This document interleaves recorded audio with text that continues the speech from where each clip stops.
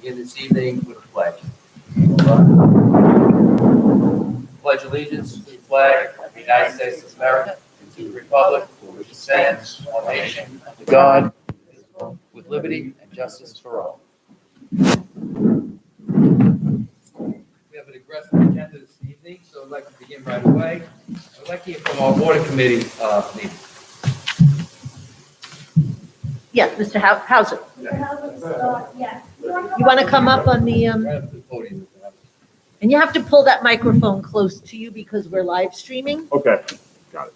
and it won't pick it up otherwise. Just so everybody knows, during the course of the evening, if you see me standing up and just in the back here, it's only because I have a bad back right now. I can't sit too long. So I don't want you to think that there's anything unusual going on. My back.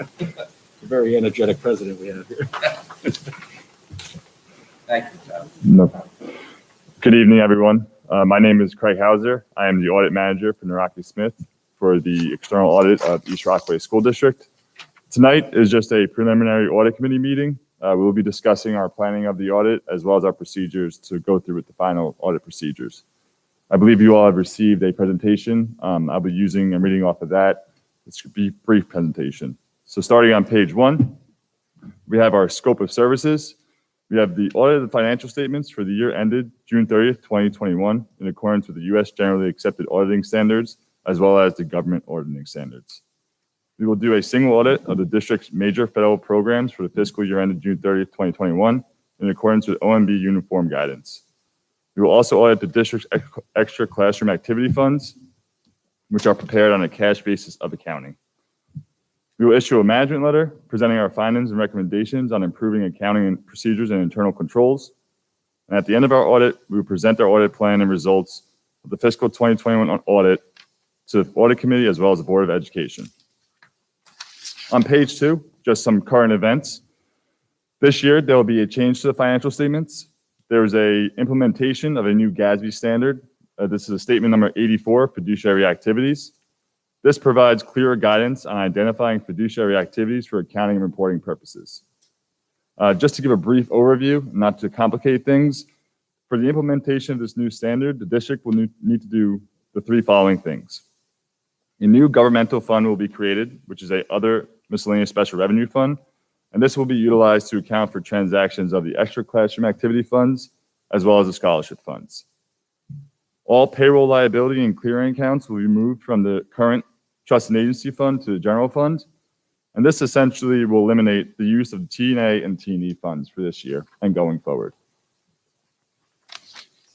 On page 3, this is the same as we've issued in prior years, the audit plan. I'm not going to go through it, it's very menial, but as you can see, we have 4 stages of planning, preliminary procedures, which we'll be performing in June. The final audit procedures will be performing in August, as well as our final reporting, which will be in September and October. On page 4, as I just previously stated, is our proposed critical date schedule. So we have tonight's meeting. During this month of May, my team and I will be coming up with our risk assessment, our timetable, as well as the current events. We've been in contact with Deborah and Jackie discussing the implementation of GASB statement number 84. We plan to perform our procedures for the preliminary audit, sorry, is that me? For the beginning of June. This will be on a remote and also on an in-person basis. The year end will be conducted between July and August. We plan to come in as a similar timetable as last year in the beginning of August, starting August 9th. By that time, we will hope to have our completion of our field work by the end of August, August 20th, which will be able to provide a draft to management in the middle of September and to the audit committee by September 20th. And then, as always, be able to submit the financial statements to New York State by the October 15th deadline. Just to go over what will we be doing in June. Again, we'll be updating our understanding of internal controls. This mainly has to do with the payroll testing, the purchasing, and the revenue.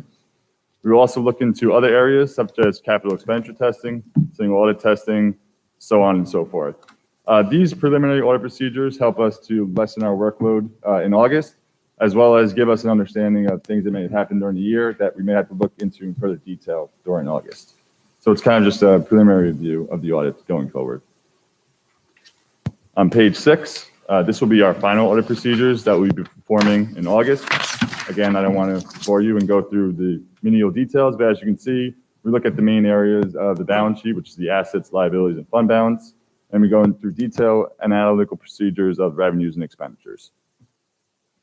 That's all I have for tonight. On page 7 is just the contact information with the partner of the external audit, as well as my information. And I will pass over to the audit committee if you have any questions. Craig, just ask this one question. Yes. On expenditures on page 6, Yes. you vouch select accounts. Are they just randomly selected or are they earmarked? So it's a combination. What we do is we look at analytical procedures. So we look at the variance year over year between certain accounts. If anything jumps out to us, we like to delve into it further. We also look at all legal expenses just to see if there's any matters that we have to look into where we confirm with legal counsel as well to make sure there's no liability that needs to be stated on the financial statements. And then we will also select random in our procedures about 50 expenses from all different accounts just to make sure all the controls are in place. And if we see anything, we'll then delve further into random accounts. Got it. Thank you.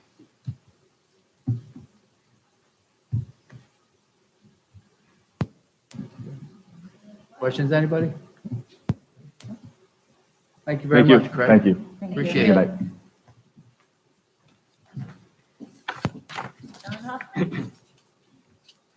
Welcome. I didn't recognize you with your mask either, and my bad Sorry eyesight. to tell everybody. All right, hello, everybody. Hello. Good to see you. Okay. Yeah, so I'm Don Hoffman. I'm a partner with Cullen and Danowski, right? Our firm is the internal auditor for the school district. So it's our role is to help the board, we ultimately work for the board, help make sure the right processes, procedures, and internal controls are in place. My colleague, Rich Coffey, met with you last November to review last summer's risk assessment, and it was determined that we would look at benefits administration as the area of detailed testing this year. So that work was done in January and February. I think you've seen the draft report, very favorable findings. Benefits administration is a relatively complicated area. There's a lot of laws related to it. There's a lot of money at stake, as you can see in your operating budget, for benefits administration. So as I said, no significant errors were identified.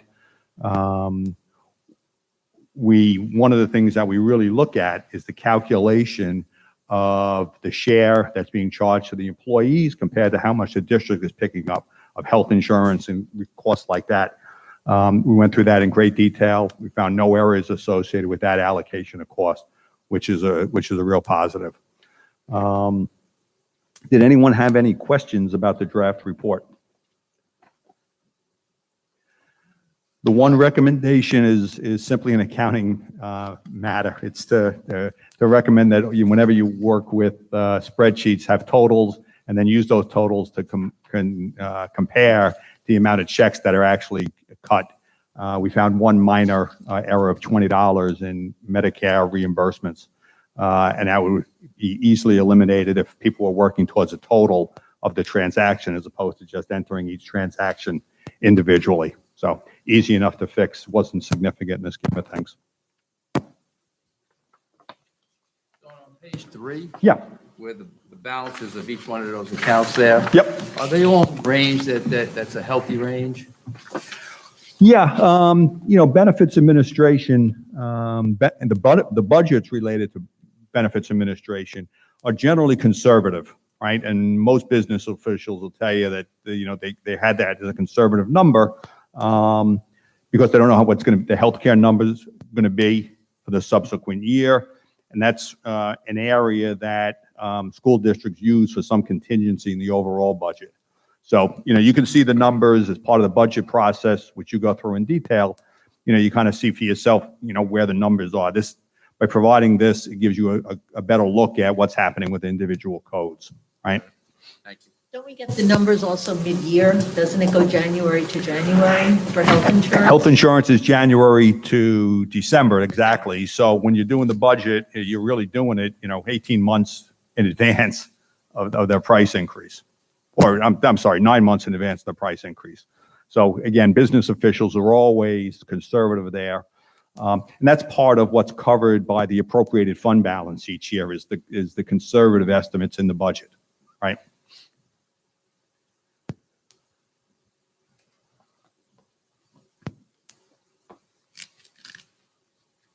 Any other questions about anything in the report?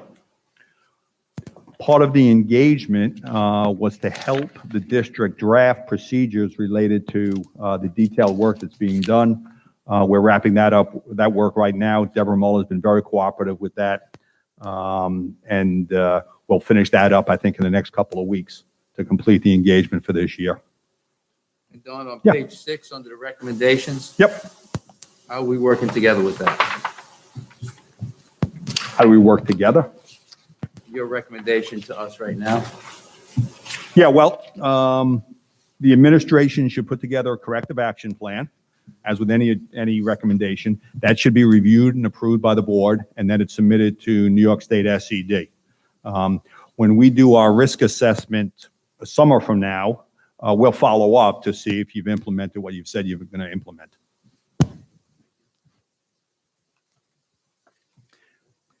Yep, that was actually the next point that I was going to bring up. The next steps associated with this is to prepare a corrective action plan, file it through the New York State portal system.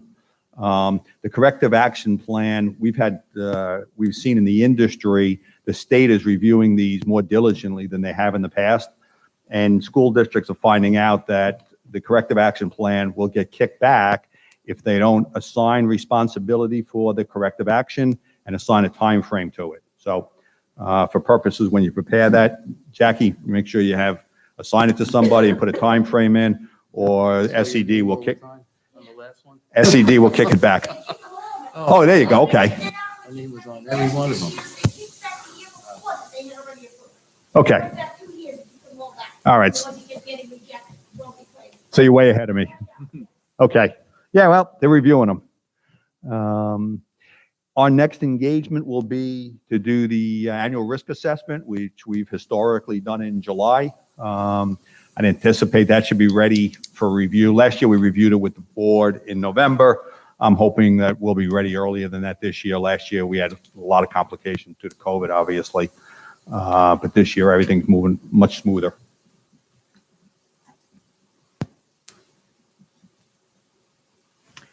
That's great right Yep. now. Thank you so much, Thank you. Don. My pleasure. Great Okay, good night. Thank you for coming out. Be well.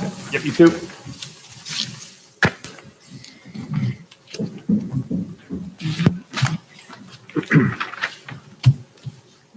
Okay, moving forward now, minutes from April 20th, 2021. Are any questions on those minutes we reviewed? Nope. Okay. And then also questions on the May 25th board agenda.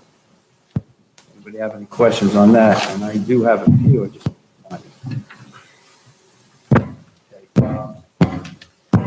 wanted to make sure that on J, K, L, all of the names of everybody, that's going to be decided before that meeting, and everybody's names will be in there. We're in the process of doing that, Ellen, correct? that's for the summer, Yep. special education program in the summer, CSEs. And T also, right? That's also being done at this point in time? For the recommendations of. Yes, Okay, absolutely, that's great. And for RS and T. And Okay, C, we're going to speak about an executive session. So my questions will be answered there. we put that noted that in the confidential. Oh, that was the last one I had. It's on 9A, just the transfer. Technology director? Yeah. That's the vacation buyout, the vacation that is allowed. to Got have it. any- Yep. Very good. Thank you. Good. All right. Anybody else have any questions? Nope.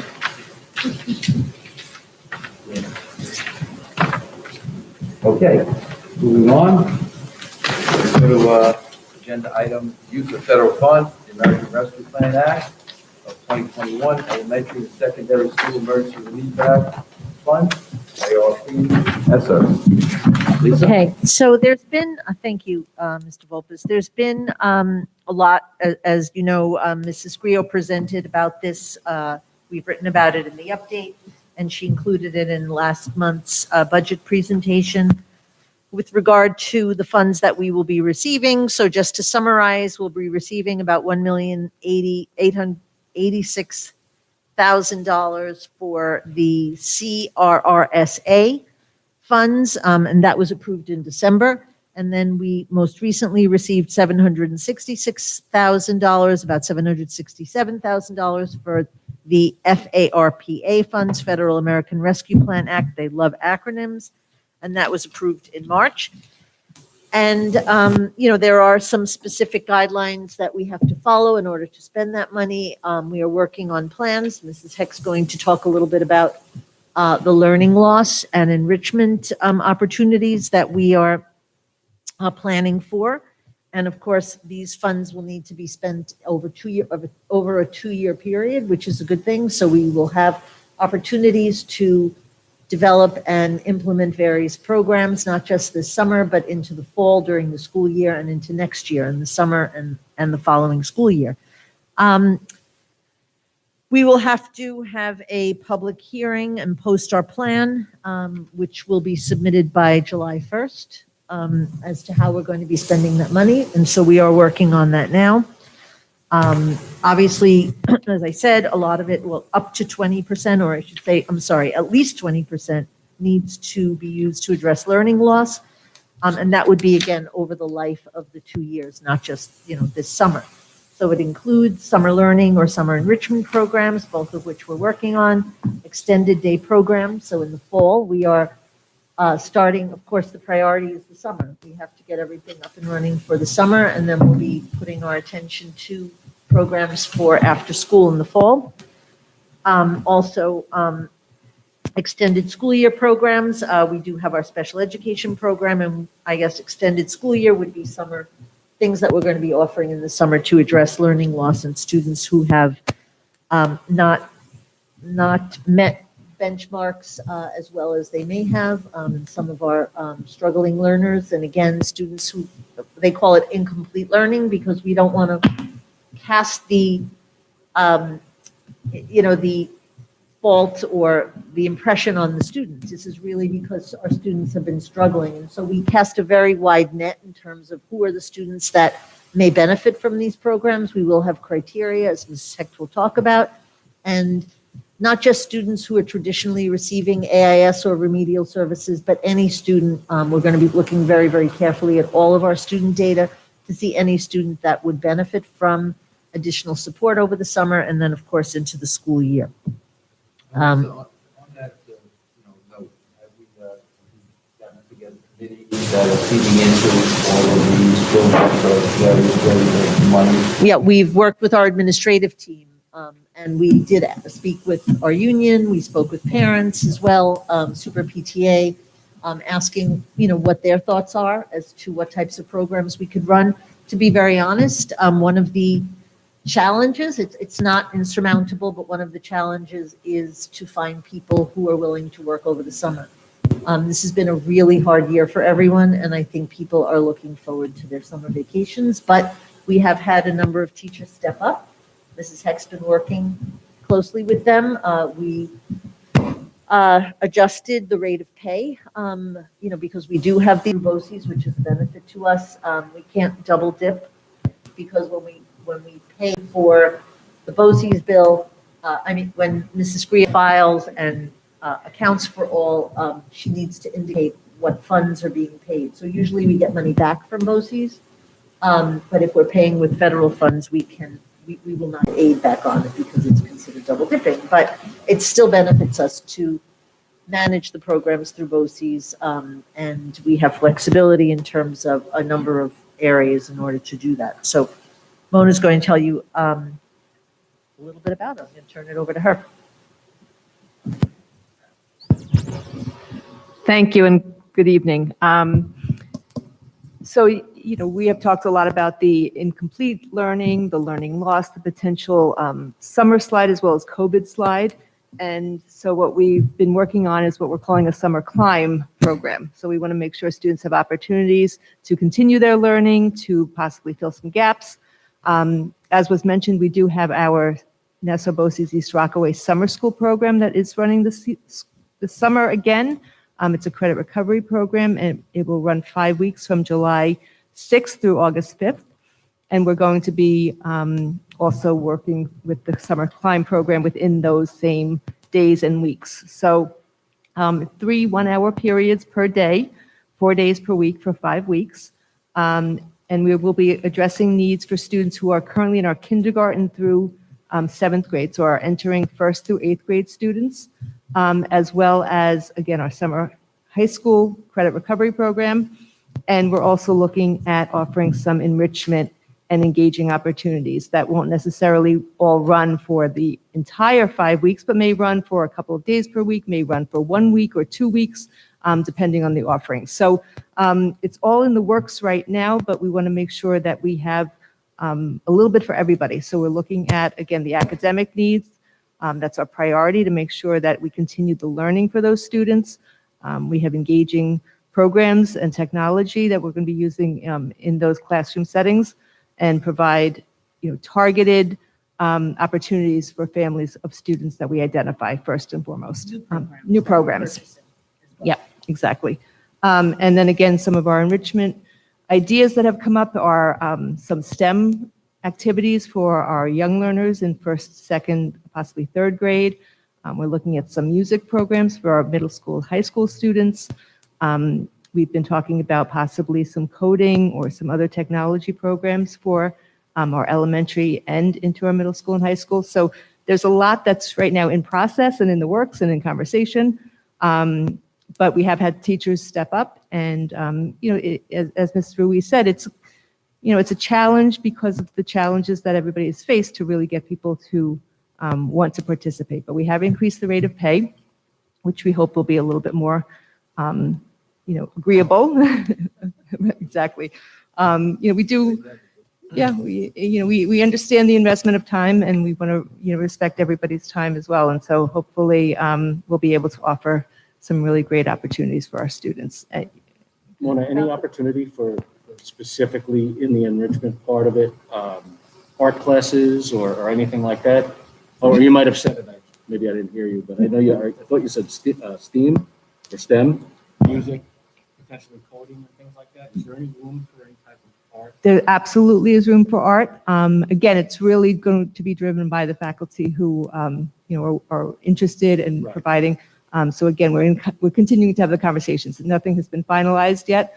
It's continuing to grow each day. I hear a little bit more interest. We have other conversations, so we're very excited. We are somewhat limited with our space this summer because of some work that will be going on.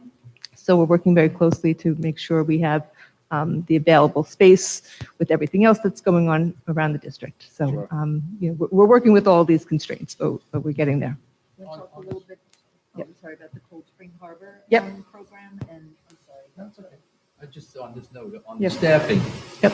It's offered to in-house staff first, and if they don't take, we still can offer to others on the outside. Yeah, Do we post that on OWASP? How do we do that? yeah, that's the benefit of working with Nassau BOCES. Similar with our Twilight and our traditional summer school program, it's open and offered to our faculty first. We hope to get our own faculty, but because we work with BOCES, they have a whole cadre of applicants that we can pull from. So we can contact them and get applicants from them, interview them, and we still have the say in who's going to be coming on board. Okay, great.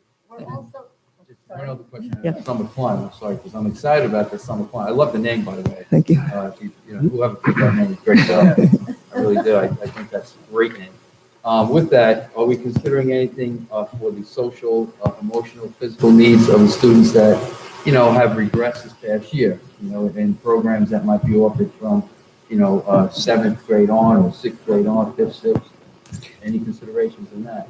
Yeah, we've certainly talked about that, and when we talk about enrichment, those social and emotional opportunities could come into play too. So we could offer, again, space.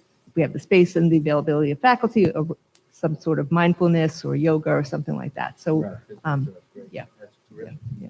think all of the opportunities will be geared towards increasing and returning students to a level of engagement. We had, some interesting conversations recently, and I won't specify, but I had an opportunity to work with one of the principals on a particular case, a situation, and it was very interesting to see how some of the students coming back from full remote are experiencing their return. And it really is really challenging and difficult to feel comfortable, to feel acclimated, to feel the constraint of being in the building, in the classroom, in a seat, when they've been at home, when they've been able to get up and get a snack whenever they want. And some of our kids are really struggling still with that because, as you know, it's only been about a month since our teachers started to come back. And we do still have about 17% overall here remote, but we know that we would hope, and again, we'll reach out to the remote students to try and engage some of them over the summer. It's a great idea. Because we hope that they can have that time to acclimate. It was really revealing to me to hear the principal speak about, and this child had expressed themselves these feelings and things that maybe didn't quite occur to us exactly how she was processing coming back to school. So it was very telling and helpful. So I think all of the programs will address engagement, having kids being more comfortable and coming back.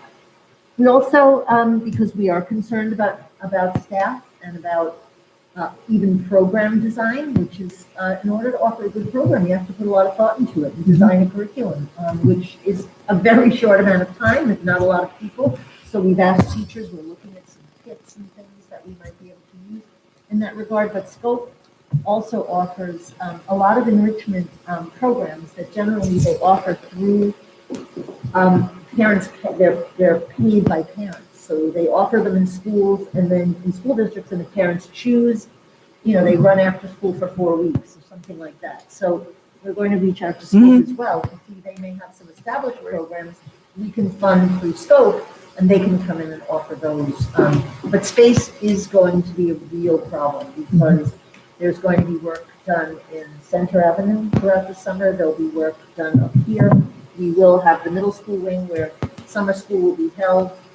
And every conversation we have on cabinet on Mondays, we said, I'll have to talk to the architect about the workaround. And we have all of the summer rec programs that Mr. Loris runs.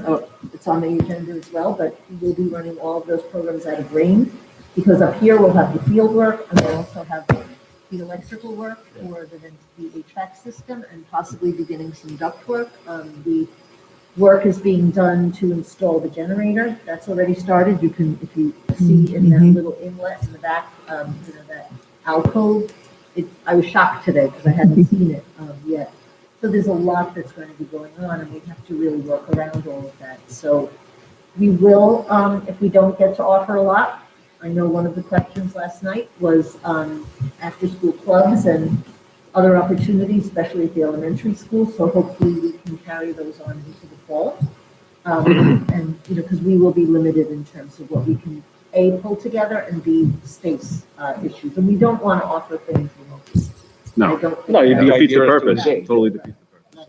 That's, remote is not the way to go. No. So, Great. do you want to talk about the Cold Spring Harbor and the summer book talk? Yes, so we're also looking at some other school year enhancements.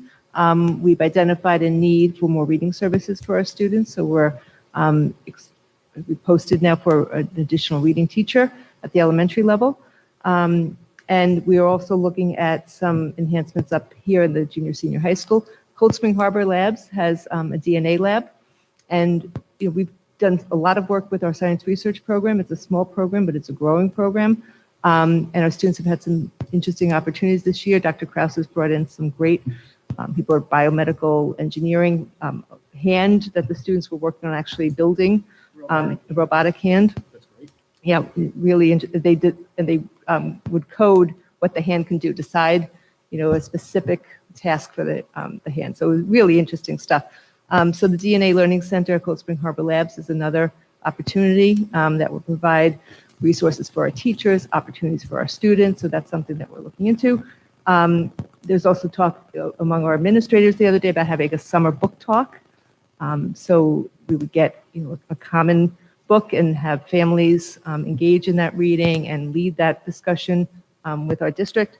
And so, we're really looking at what are the needs and how can we fill those needs in creative ways across different disciplines, across different interest areas, and again, addressing different needs.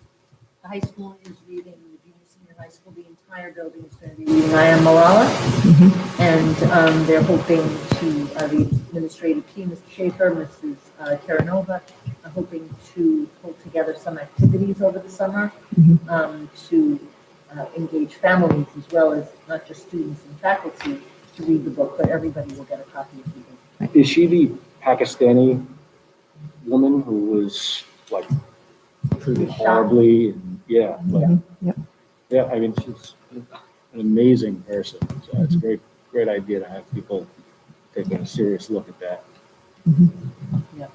So again, we will probably have to present this plan by the June board meeting, which is about 6 weeks away. Well, probably about 5 weeks away, so we have a lot of work to do. And we'll present the basics of the plan for, part of the board meeting, a public forum, post it, and then it must be submitted by July 1st. And I imagine we can probably make amendments like we do most things if new things come up. And so that leads into the UPK. I know we talked a little bit about the universal pre-kindergarten and what our plans will be. And we've done a little investigating with this. We're receiving, if you remember, about $140,400, which equates to $5,400 per student for 26 students. And that's how these funds are allocated. We did learn that it is for a full day program. It cannot be a half day program, which, is good and not so good because a half day program, you could have run 2 and served more students. This way we can serve up to 26 students, but there are some caps put on that. So a pre-K class can only have a maximum of 20 students with 1 teacher and 2 teacher aides.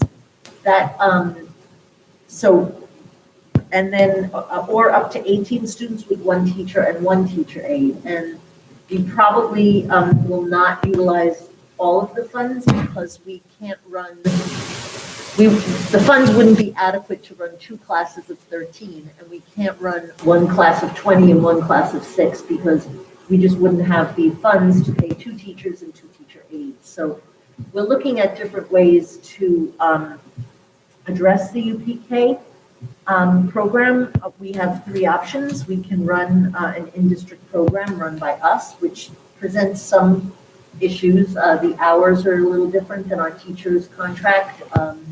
The number of days worked is slightly different. We have to have students in class 180 days. Our calendar next year is 178 plus 4 conference days. So that's a little bit different. We also can partner with what's called a CBO, or a community-based organization, where students attend and we really turn over our allocation to them. All of the UPK slots are done by a lottery, so families would submit their interest. Students have to be 4 by December 1st, and then you really just pick names at random as to who qualifies.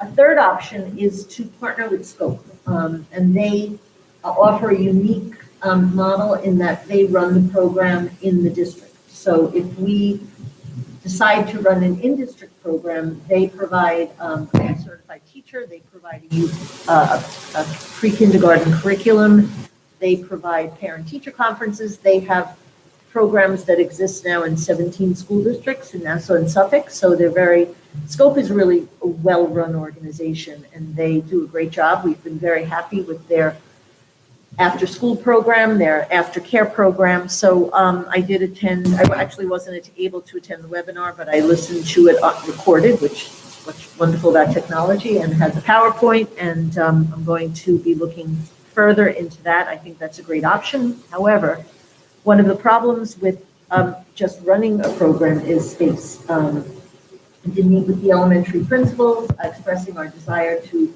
open a class here. basically, we could probably find a classroom in each of the buildings. At least it would start in one building to start with. We do expect that the funding will increase over time. That's what we've been told in the webinar Mrs. Grio attended from the business perspective. And we should be getting increased funds over the next several years, which means the program will need to expand. It does create a problem for us because space is limited. We just don't have the space. So we could consider starting with one class next year in one building and then opening a second class if we get additional funds next year to expand the pre-K. And then that class could go in one of the other buildings. Of course, it would be open to children across the district. If we started at Center, it wouldn't just be Center Avenue. Parents would be required to provide transportation. It would be a 5-hour day, and that would either be inclusive or not of lunch, depends on how we structure the program. It could be inclusive of lunch. We do have to provide lunch or make lunch available for the pre-K students. And there would be a waiting list which would remain active, so that if there were a parent that moved in the middle of the year, we would then be able to contact the parent who's on a waiting list and move them into that spot if one became available. So we're hoping to make a decision, but I think it's something the district will have to consider over the long term. Pre-kindergarten is really important, and I think you will know that. There's so much research. It's a benefit to our community. Many of our parents pay for preschool. It is costly. I know I did. Yep. Excuse me? I said, I know I did. I wish we would have had that.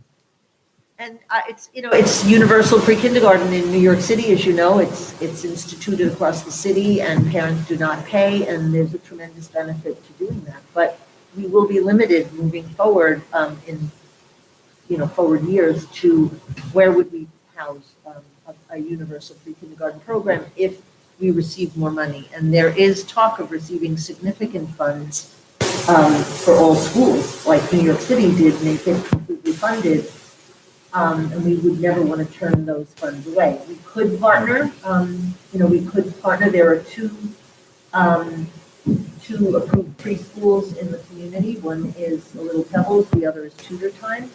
And I believe we could have contracts with various different schools in that area. We would, if we didn't have the room, we could run a program. And then I also believe we could partner with a community-based organization as well. I don't think you're limited to doing it one way. So we would have to explore all those options as we move forward.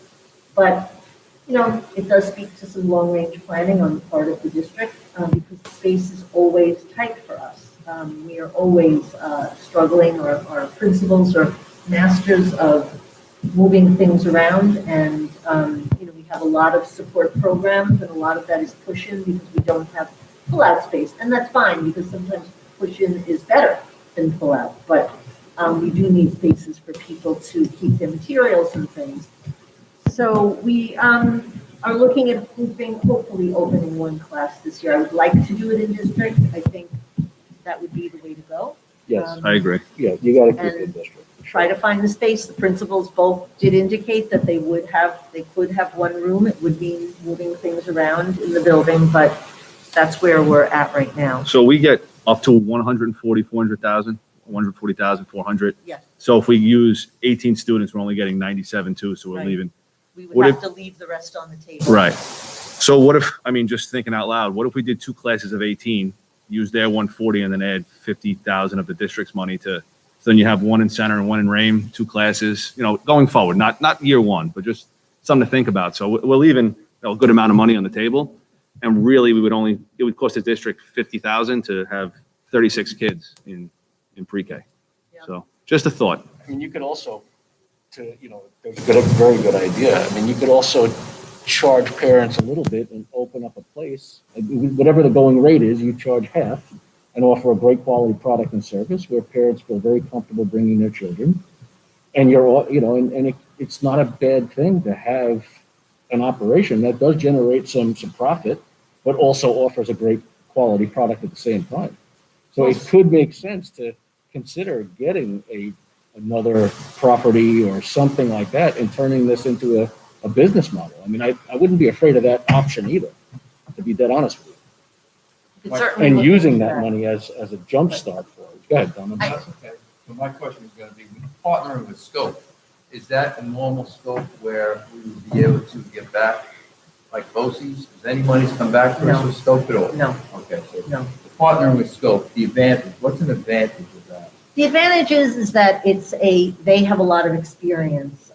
Pre-kindergarten would be new to us. It would be, they supervise it, they have a curriculum, they would hire the teacher.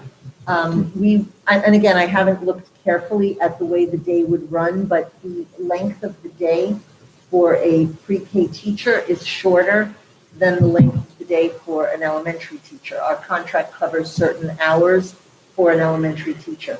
And the hours for a pre-K teacher would be shorter. I mean, teachers get a prep and they get a lunch. The pre-kindergarten program is structured differently. So they would be paid through Scope. Scope would hire the teacher. They come and supervise the program. It would be in our building. We would have an opportunity to acclimate, not that it's rocket science, but still we don't have a curriculum written. We don't have resources. We don't have that much experience with it at this point. It would be, something else that the principals would definitely take on and have to supervise. But if we did it with Scope, I think it would be a good way to get the program off the ground for the first year. We're only committed to it for as long as we want to be a part of it. It's not a 10-year commitment. So I think it would be, I did have a call into Scope today. I didn't get a call back yet to find out some more details and some other information about how it would work. But I think to start off, because we have such a short period of time to develop a program and a curriculum, writing a curriculum is a lot of work. And that way, it's something that's established. They have a lot of experience in running these programs, and we could then model a program after that. And if we liked it, we could continue with them. If we didn't, we could run it on our own, or we would at least learn from their experience in terms of the model of the program. It would be Grant interesting money to see goes their right to curriculum. Scope then? Yes, you write, it's like a flow through. You write an FS10, which is part of the budget, and then they become a vendor that they invoice us, and then we pay them to run the program. I did it that way when I was in a previous district, and I ran the UPK program. We partnered with, and a lot of districts partner with preschools that are in their community. And I'm not saying, the advantage of Scope is that they will run it in our building. Whereas if we partnered with another preschool, and I will explore those as well, the children would have to go to their building. I think it's nice for the kids to come in our building, get used to our school. Absolutely.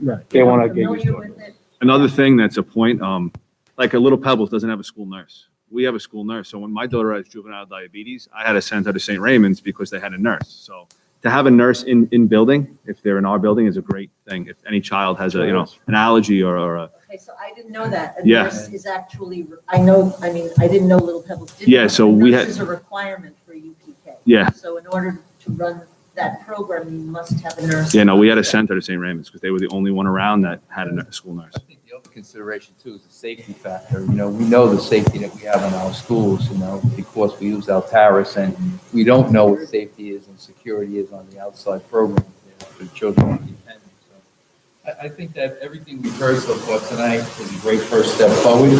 I think that we did hear that if we can explore the possibility of running, with additional monies for the two sections of it, for 26 students, because it certainly would be an advantage to have those few extra students, on board with us from the beginning, because we know that parents already are very, very anxious about the program starting up.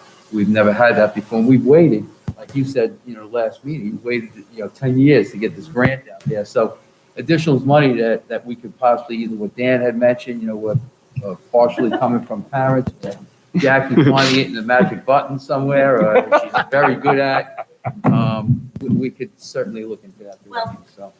Just to speak to what you were talking about, Scope does run the program, and if you have space in the class, so if we did structure it that way, and so say there were 13 kids and you had 5 spots, Scope could charge tuition to parents to send, and their kids it could be Fill that parent paid to scope. I don't know if we can charge, I don't think we can charge as a school district, but scope can. So that would be another benefit of scope, is that, parents might like their kid to come to our school, to be in the school where they're going to, and then of course we could place them where they will be going. Yeah. So we could look at that. I will Sure. fall into scope, and, I've always been pleased with their services. They're very responsive. They have a great team. George Duffy is a terrific individual, and, they're good to work with. So, and I'm glad you mentioned that about the nurse, because that's a requirement. Yeah, again, that was a few years back, but the only one around was St. Raymond, so, and it's a great thing to have. So what would we be looking at in terms of a timeline? When would a lottery take place for the parents? As soon as possible. And I know that parents are enrolling their kids Right. now, but, and I don't know what schools in the neighborhood offer, and what they require in terms of a deposit. I think Right. hopefully, the worst thing that would happen is maybe parents would lose a deposit, but Right. I can't do the lottery until I know exactly what the numbers are gonna be and have more information, but we will get this done as quickly as we can. Generally, they say the lottery is done in April. We're a little late because we just found this out. I would hope that by the end of May, in 2 weeks more, I will know more and we'll be able to pull that together. We do have to do an RFP, if we're going to, partner with a community-based organization. So that's a process that has to happen. And we have to have time for that as well. We do have a sample RFP for that already. So hopefully we'll move quickly. So that's another advantage of going with scope, because we don't have to do the RFP. We do have to do an RFP. We do. But they have them already panned out, ready to roll. So that's That's wonderful. yeah, exactly. Good. Yeah, and again, we would structure it that we would want to partner with someone who could run the program in our school, Right. not in their setting. No. And I think security is a really good point. Yes. Is there contractual agreements, meaning do you have to book with them 3 years in advance, or what, or is it season by season? Is it year by year? How does that work? It would be year by year. So it would be a yearly contract, and at the end of the year, if we're not pleased with their services, we could look Right. elsewhere. I think Okay. you can also do a multi-year, but obviously the first year in, we would probably do a 1 year to evaluate if that's the right way to go. Okay, And I think it makes sense. Sure. So, I'm excited about it, I know, and we hope that we can offer as many spots It's really as exciting, possible. really Yeah. exciting. Thank you for all the work. I'm sorry it's at this time, nothing ever seems before right timing, but you know what? It's great that we see excitement coming around the community about this. I'm glad, I'm really glad that people are talking about it. Yep. Good. So, Okay, junior, senior prom update. 7:00. Oh, 7. I'm sorry, I'm running a little late. Okay, we'll turn it over to Mrs. Creo. So I'm gonna put the screen down. Happy presentations are in your packet. kids. If you subtract the 54,000, it's 1,500 a kid. You get 36 kids.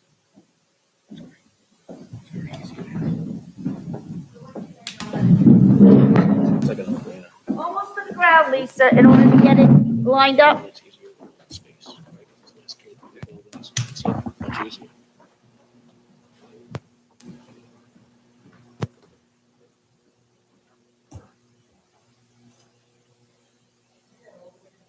Almost to the ground to get it lined up. Oh, I gotta turn that on.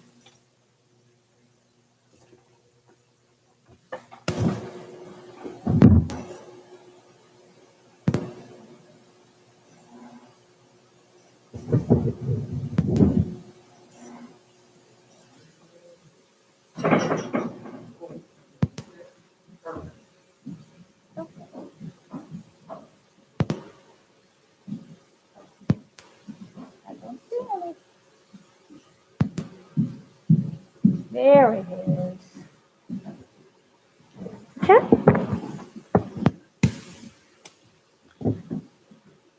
Yep, it's there. Great.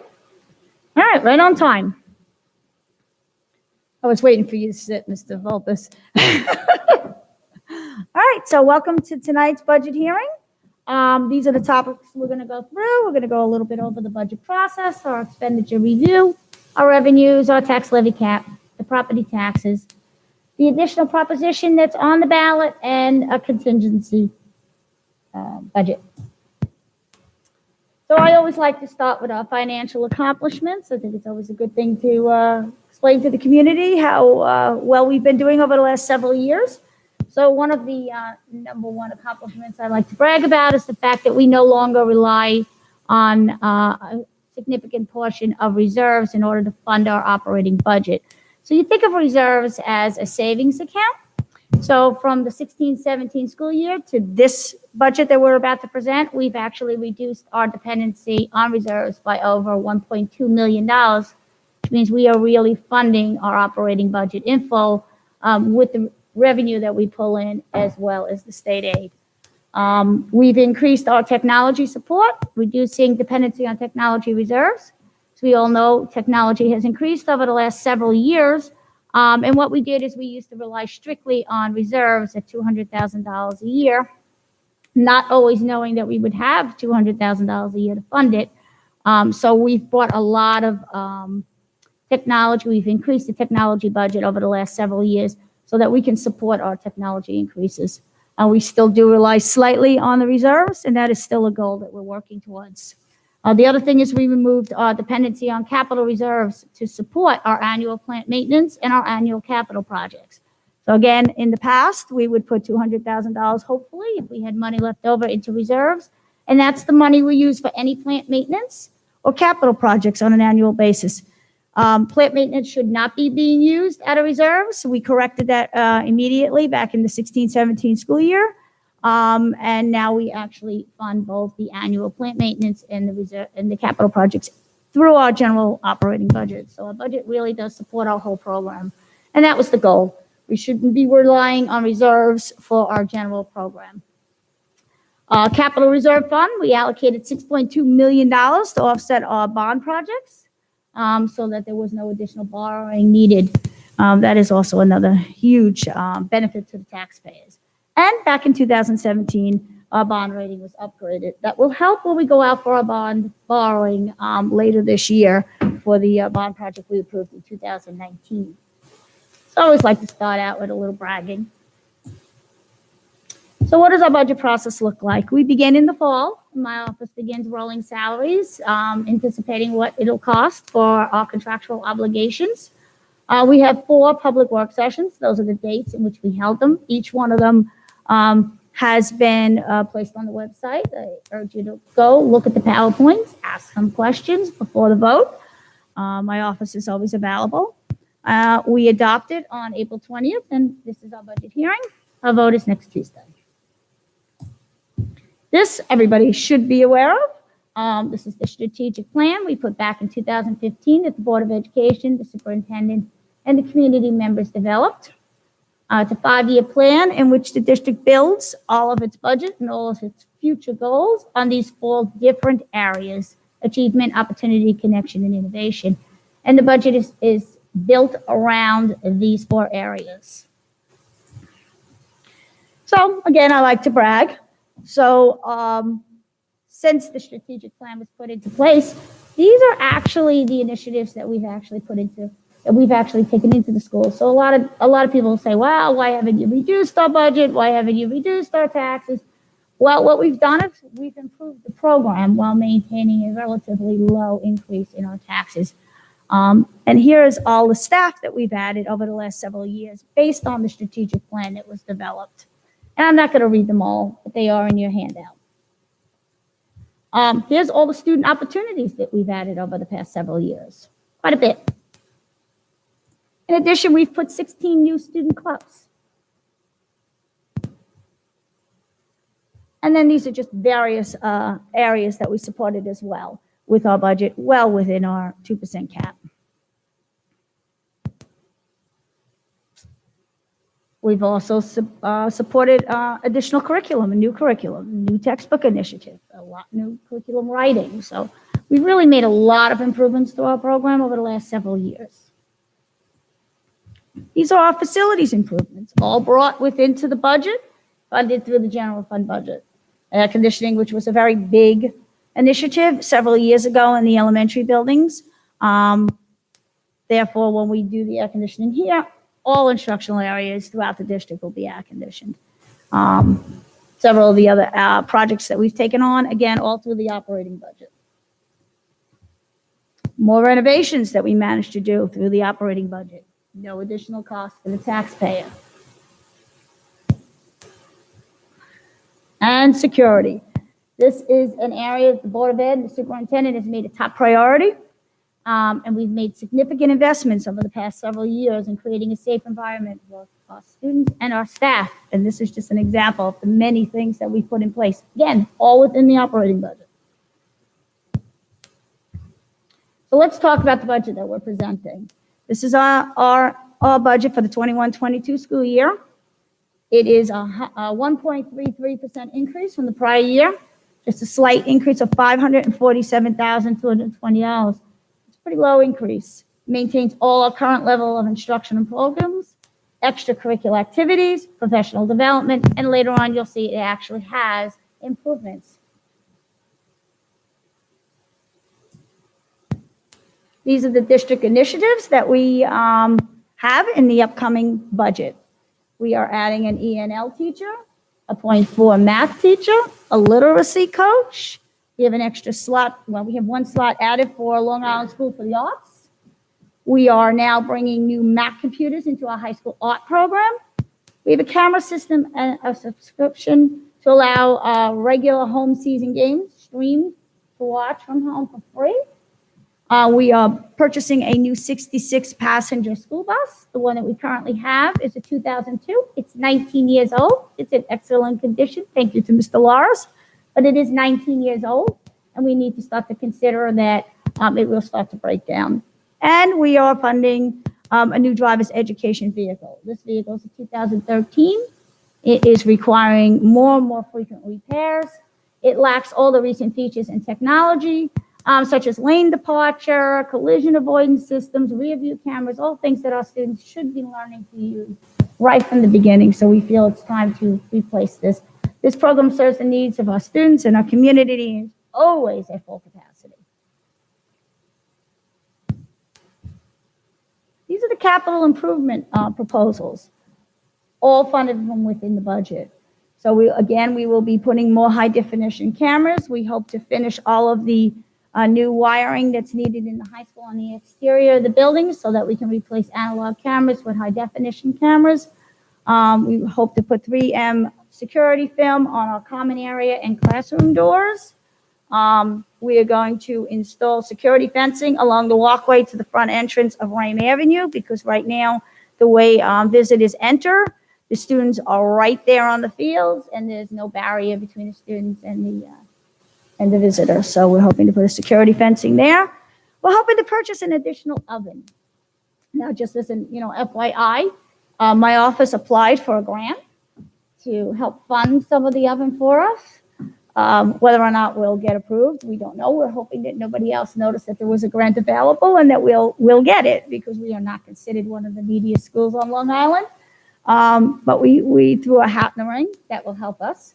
We won't know that for another month, but right now we have one oven. It's old, it breaks down often, and it affects the entire school lunch program because we cook everything here in the high school, and then we transport it to the elementary buildings. You have an oven go down, and we've got a major problem. So this would help us by having a second oven.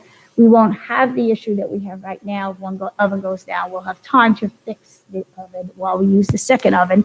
And then by having two ovens, we can certainly serve some of the items that the children prefer to see, like pizza. Pizza was like a #1 seller in the elementary buildings. Took us years. It was one of my goals to get the fresh made pizza to the elementary buildings. We did that just, I guess, in the 18-19 school year, and then we shut down.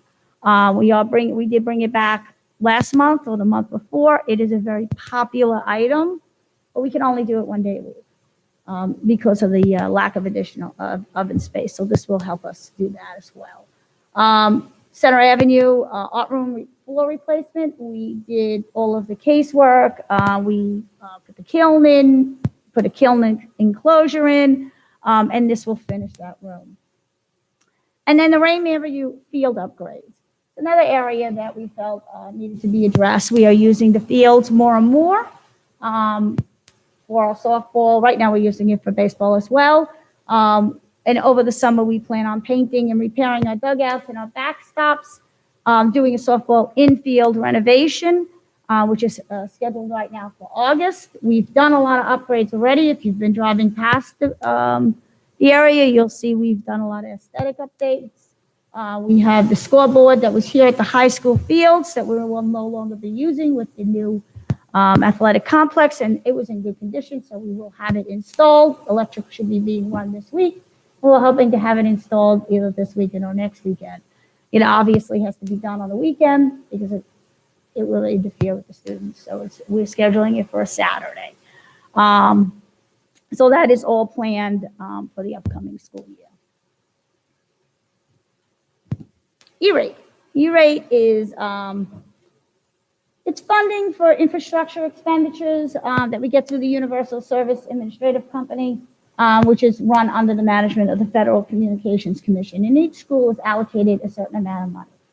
And we've been taking advantage of this program for the last several years because it allows us to buy infrastructure at a significantly reduced cost to the district. And so this chart shows you exactly how we use the funding and what our projects are for this year. I go back, I forgot what the project was for this year. This is not my expertise. Replacement of switches and cabling at the high school is what our technology director has determined we need this year. So we have gone out to bid for the project. The project is going to be a total of $82,252. We get reimbursed from the E-rate program at 50%. So we will receive $41,126 back next year once we apply for it.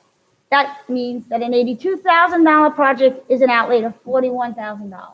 And then BOCES won the bid, and therefore we will now get 67% of the $41,000. You don't get it on the whole amount. That would be double dipping. You only get it on the balance. And that's another $27,554 that we will receive in the 22-23 school year. So an $82,000 project would ultimately cost this district $13,572. So this is something that we really are pretty vigilant about. And again, you'll see a $68,000 savings to the district by using taking advantage of an opportunity to fund needed technology at a significantly reduced rate. So we're pretty proud of that as well. So here's our proposed expenditures, and it's going to be broken down in 3 different categories. You see the bottom number, 547,220, and that is the total increase. And next to it, you see where each area has increased. So our 3-part budget is there are 3 different programs. There's program, administrative, and capital. My goal has been for many years to get that program up to 75%. We are almost there. Haven't quite accomplished that. That is my goal for next year. But you can see that the bulk of our expenditures is in the program area of the school district, and that's where it should be. Just to give you a little update on what, so what is inside each one of those components, the administrative component. Many people get confused with that. That's not just the administrators. It does include all of the Board of Education costs, central office, and all of the building administration, the business office, liability and student accident, and flood insurance. Flood insurance is quite pricey here in East Rockaway. All of the auditing, we have 3 different types of auditors required by law. Any legal costs, our district clerk, as well as all of our clerical district-wide are in this component. Program component is where we spend almost 75% of our budget. That's where the majority of our increases are. You see, it's $500,000. So the bulk of the increases are right here in this area, and that's where they belong. And this is our entire instructional staff, social work, psychological health services, instructional materials, transportation, athletics, and co-curricular. So really the heart and soul of the program. And this is where the money should be being spent.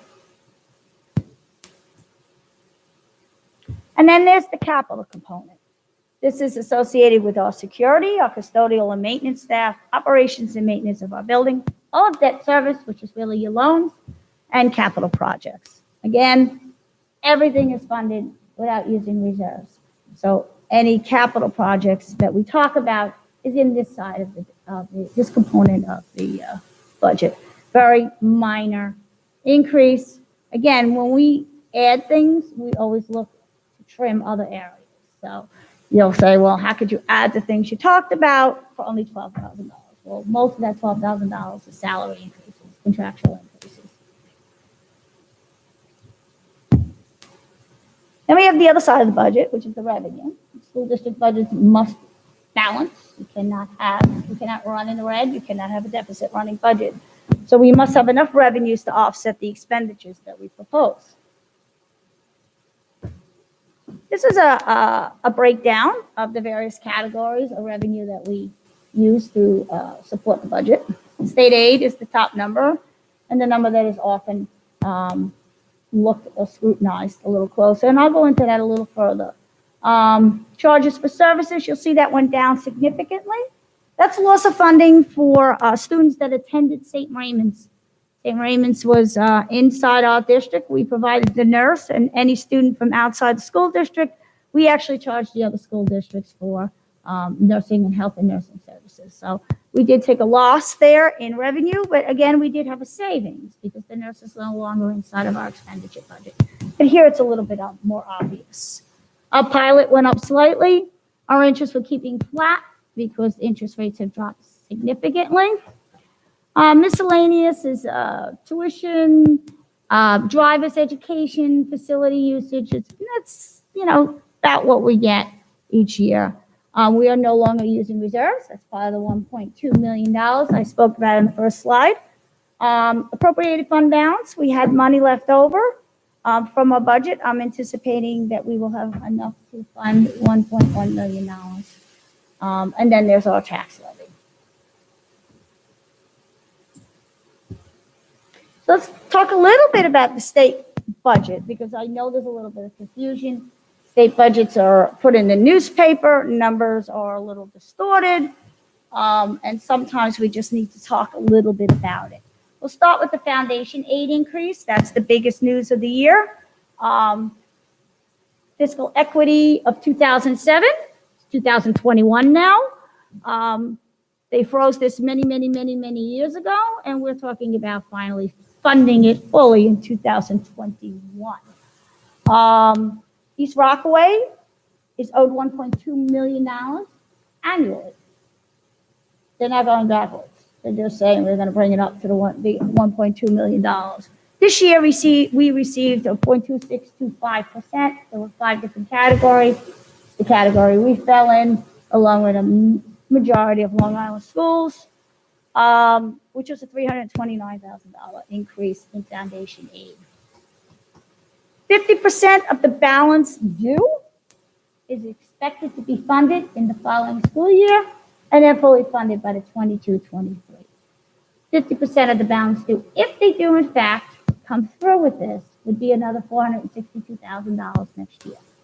And then, so therefore, when you look at that, it's going to show an overall increase, even though it says $329,000, and we did in fact get $329,000 of foundation aid. Our overall state aid increase is only $159,559 because there was a reduction in expenditure. So I thought maybe we should look at our state aid runs, because this is always the most confusing thing. And I thought maybe this year we should talk about it. On the left-hand side is the run that we used when we built our budget last year. And on the right-hand side is the run that we used this year. And you see I highlighted one side, forgot to highlight the other side, but on the left side you see the 331.20. And that up in the top corner, and that is the run that we built our budget for the current year on. You see the number down on the bottom that's highlighted is much different. It's $7,482,056, and that's what I used when I built our budget. If you go to the right side of the screen, this is the state-approved budget that came out this year. And you see the first number I've had highlighted is significantly lower than the $7.4 million. It shows, I can't see it, looks like 7.2 million, right? So that looks like we got a lot more state aid because that number is significantly lower than the number we built our budget on. And why is that? Well, there's a couple of things. If you look over here on the left-hand side, you see I have a little comment that says this amount is excluded. So they just inadvertently forgot to add into this current year that they gave us back the federal CARES restoration money. So immediately they showed aid coming in this year at $112,000 less. So it's deflated, decreased it, the amount of money that we supposedly were getting. Although we are getting it, what it ultimately does is it makes it look like we're getting so much more state aid than we really are, an increase. The other difference is $126,000, and that's a reduction in expense driven aid. So $126,000, well, what is that? That is basically the reduction in state aid due to transportation costs. Over $100,000 of that, $108,000 is the exact number, is our reduction in state aid transportation costs. That's an expense-driven aid. The more you spend, the more money you get. Well, we didn't spend a lot last year because we were closed in the 1920 school year. So our expense-driven aid decreased. Additionally, when you look at the money at the bottom where they're talking about how much money we're getting, it has, the number I have highlighted is the preschool, universal pre-K. That's not general fund state aid. That's not state aid used to balance the general fund budget. So at the risk of sounding, well, I'm going to try not to sound skeptical here, but you can see the numbers have been manipulated a lot. It looks like we got a lot more state aid or a lot higher increase than we actually did, because we have this top chart on the right shows a lower number significantly, and the bottom one shows a higher number. So they decreased, they deflated the top number, and they inflated the bottom number, which gave us an overall increase of over $500,000. And that's what a lot of people are seeing. And that's just not what happened. We only got $159,000. So I thought this year might be a good year to demonstrate where we build our budget and why we're saying there's only a $159,000 increase, because that in fact is what we are seeing.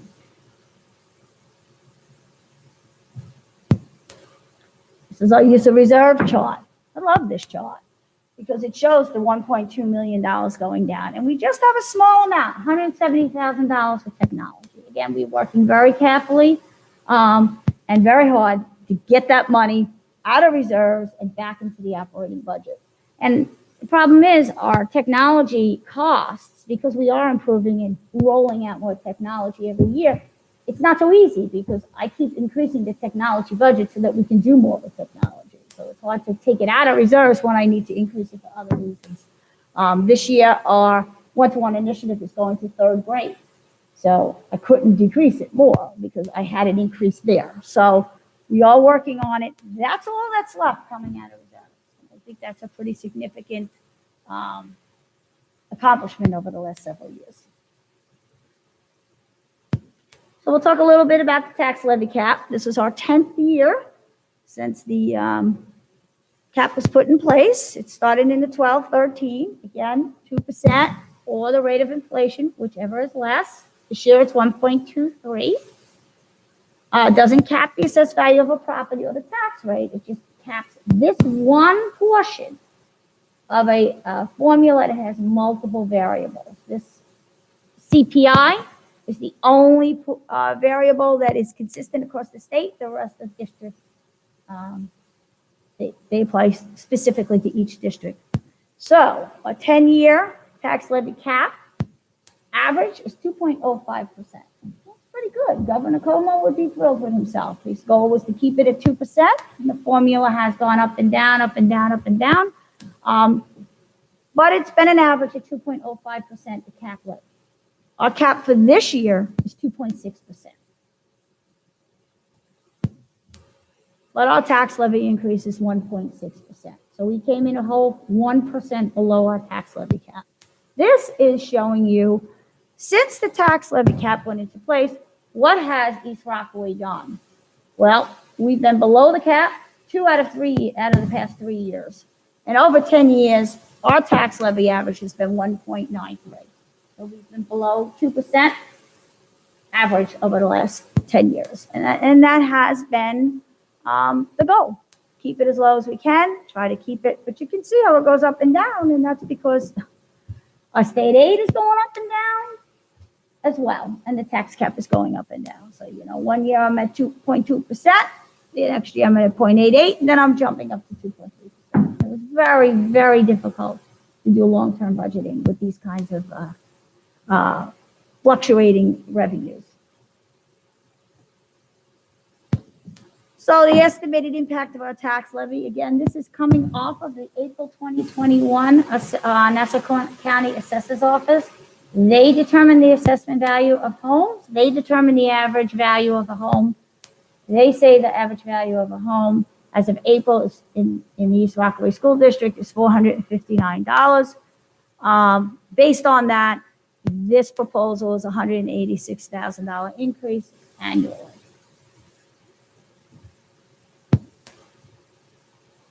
Capital reserves, what are they? Reserves are basically savings accounts. Money set on the side to fund things or expenditures that are not in the operating budget. Again, they should be used for unusual expenses, one-time expenses, or to smooth out peaks. They are at no additional cost to the taxpayer, and they are funded by leftover funds within the budget. The only one we're using right now is technology. This is to replace our one-to-one initiatives, to keep replacing our 300 Chromebooks annually. And again, this year we're expanding it to grade 3. We are using 170. We've only managed to bring that down $30,000 over the last few years. We used to use 200, but back then we weren't doing all the way to grade 3. So the more we increase our one-to-one initiative or our initiatives with technology at all, the harder it is for me to get off the reserves. But we have a long-term goal. We will be off the reserves. I have no doubt. Well, this is my least favorite slide, but I always present it. Not really sure whether or not I need to anymore, but I've noticed many of my colleagues do not speak about contingency budget, but I do think it's something we should discuss. If the budget should be defeated, we do have 3 options. We can put the same exact budget out on June 15th, so it's the 3rd Tuesday of June. We can revise the budget, put it out on June 15th, or we could just go ahead, write the contingency. That's all Board of Education decisions. So what are the rules on the contingency? Tax levy cannot be increased, 0% increase. If they impose, that would require, based on the calculation, a $503,000, $381 decrease. And non-contingent items must be removed from the budget, which is all your equipment goes. Transfer to capital for building improvements is out. Student supplies is gone. Community use of facilities cannot be allowed without requiring a fee from the community. So a lot of things that are not really pleasant, but there are rules, and hopefully we will never have to worry about this. So in summary, our 2021-22 proposed budget will have 2 propositions. The first proposition will be the actual vote for the budget, and the second one will be to use the $170,000 out of our technology reserve to fund our technology upgrades. Contingency budget would require a reduction of $503,381. And our vote is next Tuesday here in the high school between 6:30 and 9:30. And that concludes the presentation. Do I have any questions? Okay, well, thank you very much.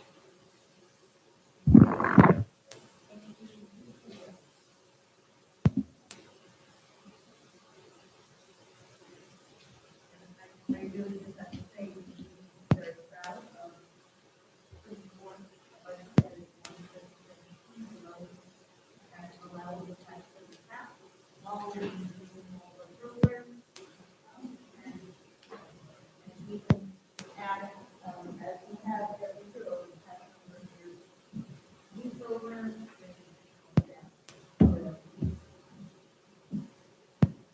you, Jack.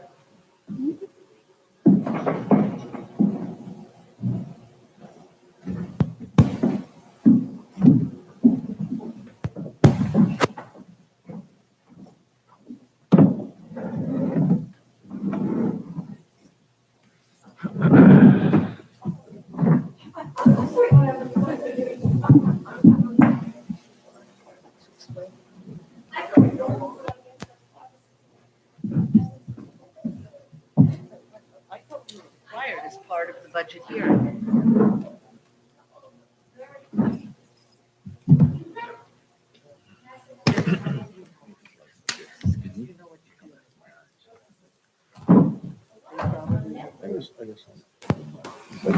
It's like poison in my eyes. Yeah. I actually got I got an open package.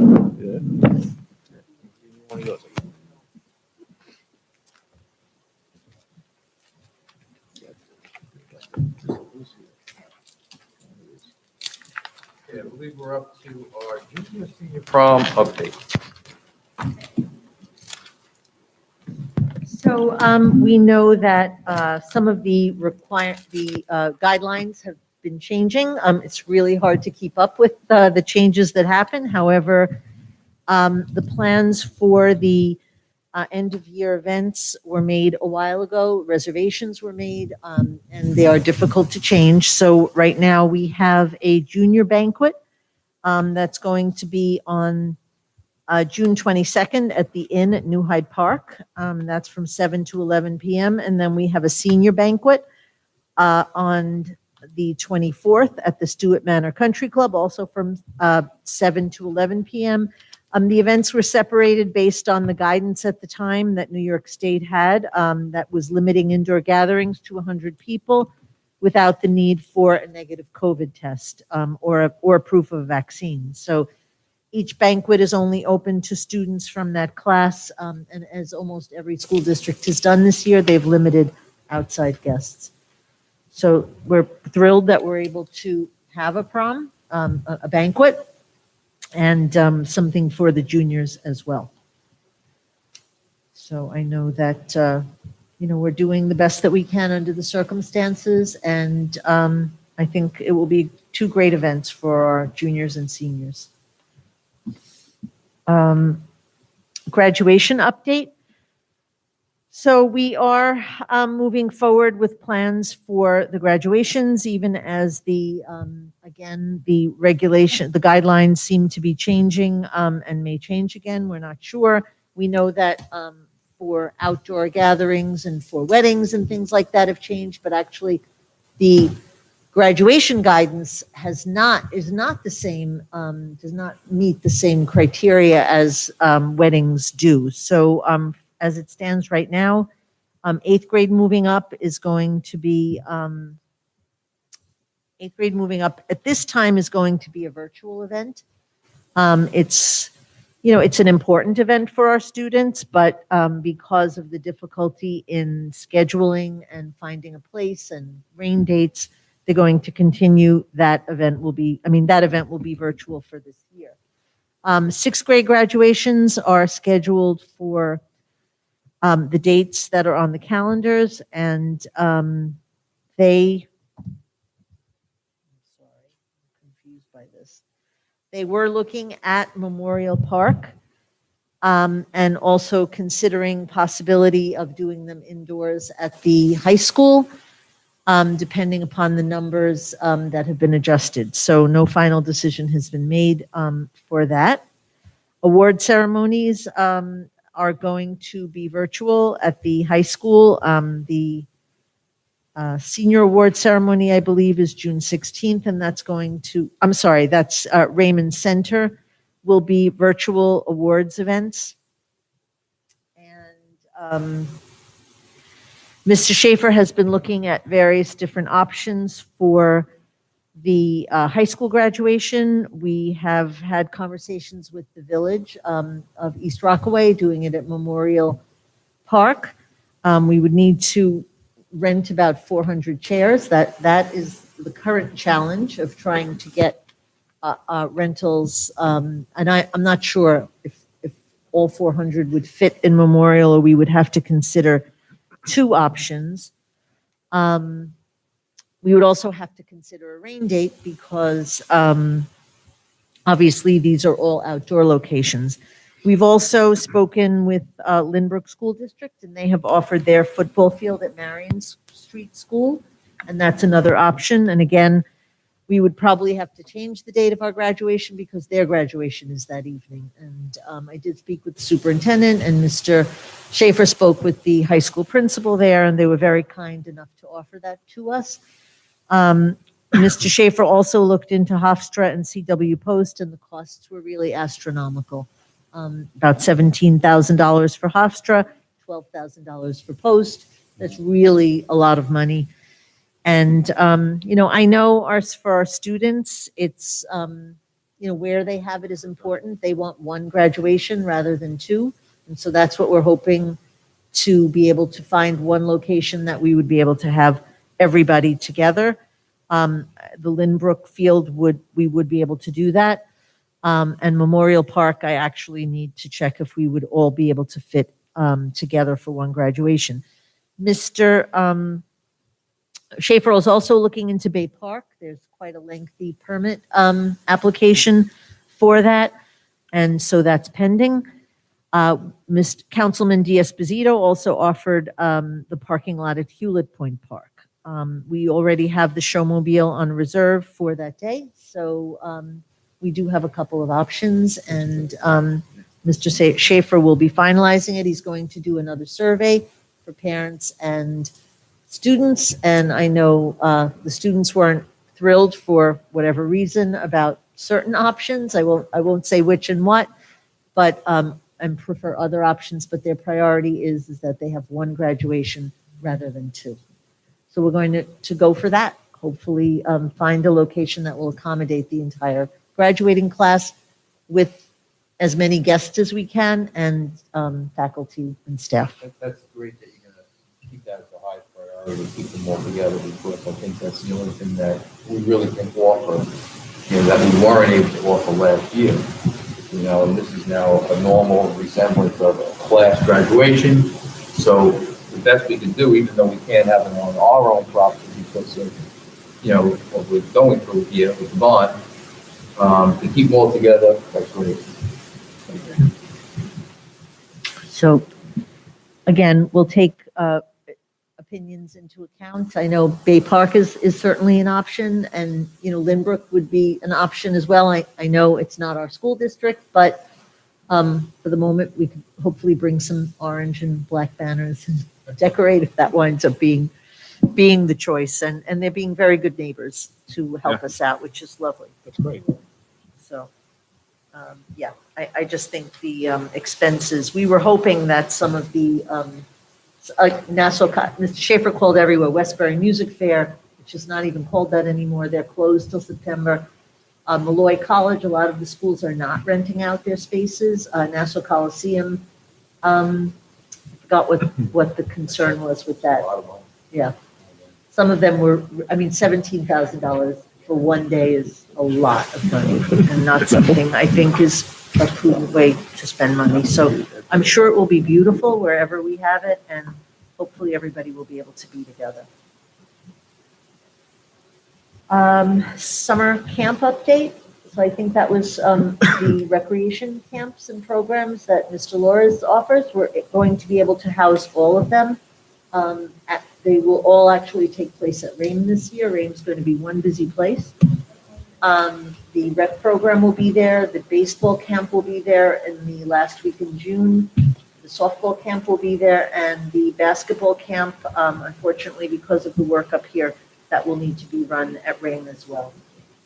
But all of those programs will be able to be accommodated, and Mr. Lores will have the opportunity to sort of partner with us on the use of the nurse. He was concerned about contact tracing, and we see a great improvement over the last 2 weeks of no reported cases, which is great. We hope it continues in that way. I'm sure you all heard that the CDC approved the use of, or they will be approving the use of a vaccine for students 12 and up.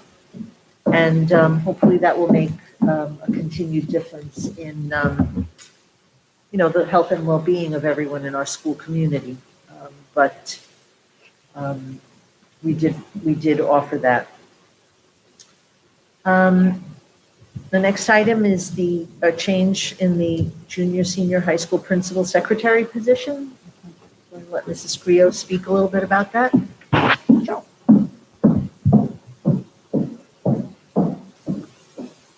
Okay, so, the position was previously filled, with the title of senior stenographer. That's a civil service title that no longer exists. We had multiple conversations with civil service, multiple different other titles that they suggested, but none of them had lists because they don't seem to be offering tests.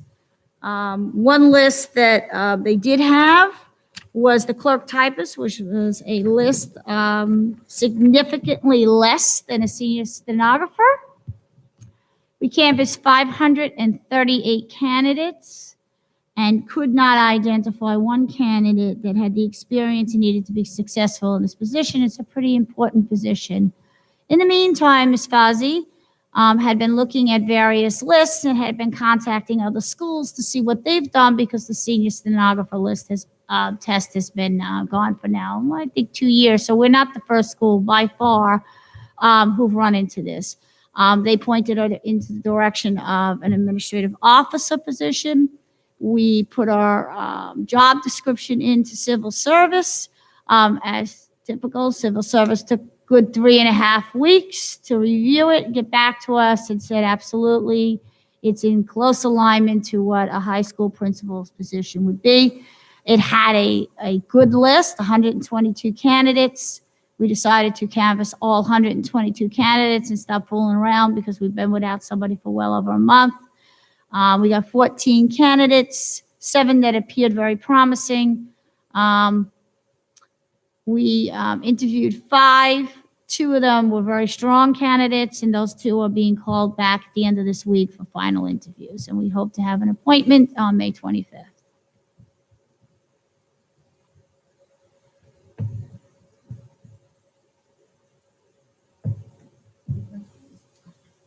Question I would have is that the new position, the way it is now, money-wise.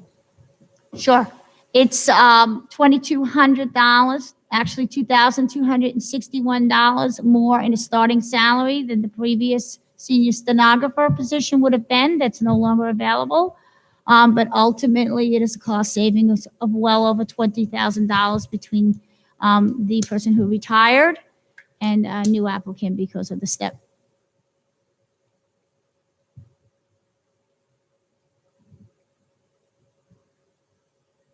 And the unit itself, Jack, you met with the unit, knowing that they're going to lose the unit member, what was their response to that? They didn't use it.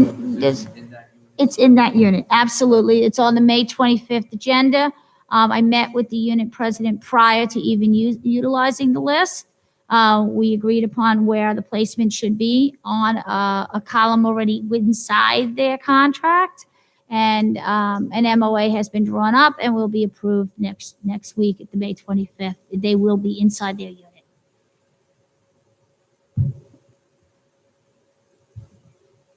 Anybody else have a question? No.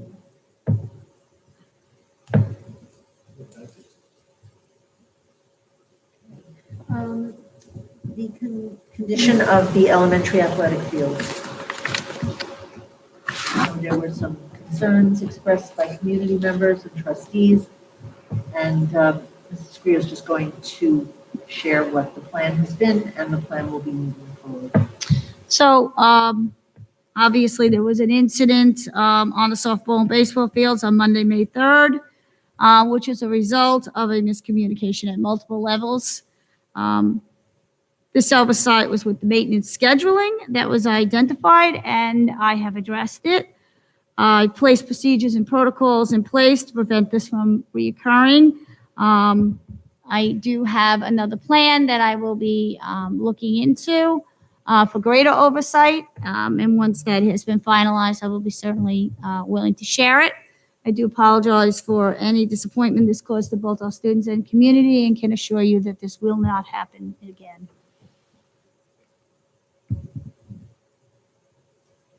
Thank you, Mrs. Mayor. Thank you. Technology position. I'm going to ask Mrs. Heck to update the board with Mr. Cimarelli retiring.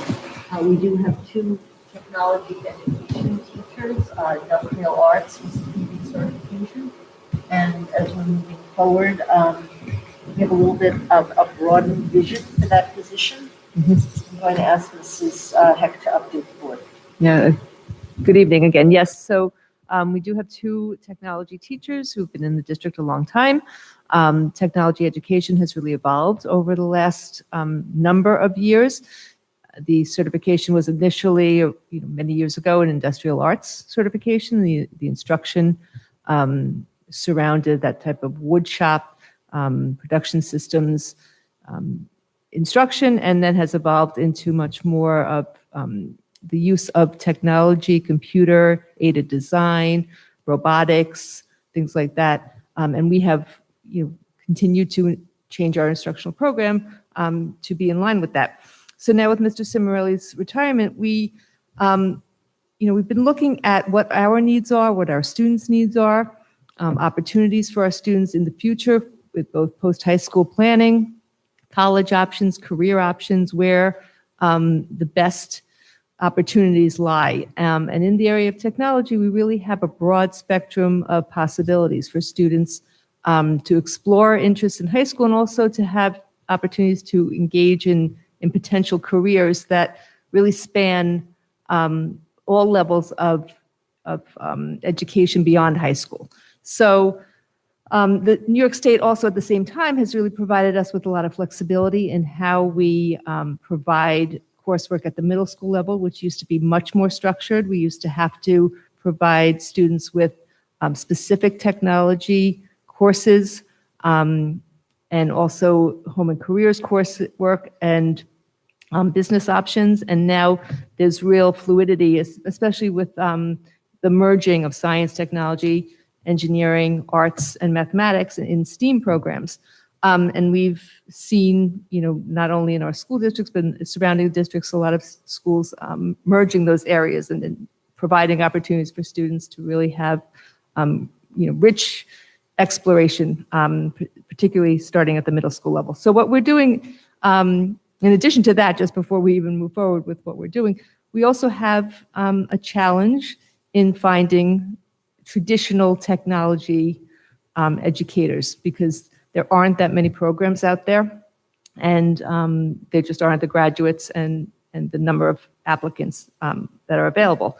So we wanted to make sure that we're, again, providing students with the best options. So we're really looking at broadening the scope of that position, and we are collecting resumes and looking at applicants that are going more toward a computer technology program. As you know, we've added AP Computer Science principles a few years ago. That has been offered. It has run. The enrollment has been pretty low. We really want to make sure that we're encouraging students to take that we're working on building that program down the road. It's a really viable program for students to have that under their belt when they go into college and explore careers. So that's something that we're very committed to, and we want to make sure that not only students have that opportunity, but they have other computer education, computer technology opportunities. So we also know that computer science New York State has a new certification for computer science. Right now, it's very flexible in terms of who can teach that. Our teacher has been trained to teach AP Computer Science through the College Board's training program, but we know down the road that we will need somebody who's certified as a computer science teacher through New York State. There are pathways for people to get that certification, but it is something that will be required down the road. So that's also something we're keeping in mind when we're looking at applicants to make sure that we can build not only AP computer science, but other computer technology programs in our schools. So if you find a candidate that you like, they can become certified while they're here and, all right, so that's good. So if We you would find Yes. someone who's perfect, then Yeah, it's difficult to require somebody to do that, but we can say our hope is that moving forward over the next couple of years, we will pursue that certification. Because then if that person is willing to do that, it's another feather in their cap, it's something Sure. else they have. And if the district decides to go in a different direction, because that becomes even more important, we could actually abolish a position and then hire somebody with the computer science certification. So we would hope that someone would be versatile enough and interested enough to pursue the certification over the next couple of years and then be prepared to step in as we evolve the course sequences. Mr. Schaefer has been very deliberate about creating course sequences within the department so that students have an opportunity to really explore something that might lead to a particular major in college, and rather than taking a course here and there. So we would hope to evolve that. Kids are interested in gaming, for instance. That's a huge career today, working in the technology field, coding. Coding can be taught by, there's not a specific certification at this point in time. An art teacher can teach coding. So they need to be trained, and we would hopefully send someone for training for that until that certification is viable and available. It will take about 2 years for the first graduates, I think. It's a new certification. Sure. So we really feel that it's the way to go as we move into this position. would we be moving away entirely from traditional Mr. Cimarelli style, or just implementing these new strategies in line with the Cimarelli style? Actually, he teaches, he has a really diverse skill He set. does. He teaches robotics, he teaches the DDP, design and drawing for production, which counts as an art credit also for students in high school. It's like architectural drawing, exactly. Computer aided design, all of those So areas. we'd just basically be implementing even newer technology Yes. concepts and ideas. as well as those.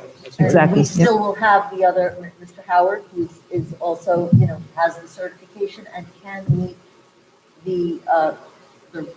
meet the needs of the building. Of the more district traditional in those more technology. traditional areas. Excellent. So do we have, the one thing that I have a hard time visualizing this, to be very honest with you. Would we be able to see the current curriculum as it's taught now, okay, with the certificate that Mrs. Cimarelli has versus now what we're looking to move toward, so that I have a better vision in my mind of where we're going, what from the present to the future. I just want to make sure that technology, and Mrs. McNally, I'll refer to you better because you're a technology teacher. I know that when I was here, a lot of kids look forward to traditional technology classes. Is it such a thing now that they shouldn't look forward to that because it's really outdated? No, That's why I'm asking for this. I think it's ever expanding. I teach middle school tech, and at the middle school it's manual. At the high school it's not. And if you look throughout Nassau County, throughout Long Island, throughout the state, they do very different things. You go to different schools, they do very different things. So it's pretty wide open for a lot of different things. But the thing that will, I'm sorry I missed the beginning of it, but will the new person getting hired not be a certified technology teacher? We don't know yet. Okay.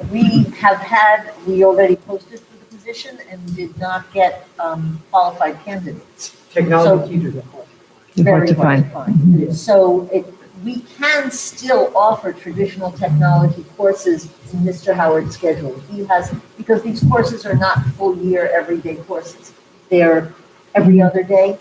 Semester. They're one semester courses, so his schedule can accommodate a lot of opportunities for traditional technology courses. Because we're so small, we actually had probably more technology staff than we needed. And so that's why electives were offered. In both of them, for instance, Mr. Howard currently teaches AP Computer Science. Well, I don't know if he's offering it, but he was trained in AP Computer Science. So it doesn't have to be taught by someone with that certification. That can be taught by, as we move forward, it will have to be taught by someone with the computer science certification.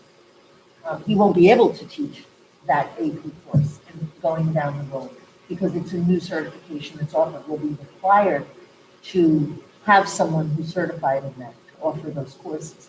So that's why it's an opportunity. We will not be cutting the number of traditional technology courses. They will all be accommodated by his schedule. And then the new position will accommodate some of the other electives that Mr. Cimarelli has been teaching, as well as some additional electives that. Like app design, gaming, stuff like that. Yeah, and honestly, the technology teachers themselves have been the ones driving the curriculum. So to answer your question, we've seen over the last number of years, they've been the ones going out, getting new education, coming back.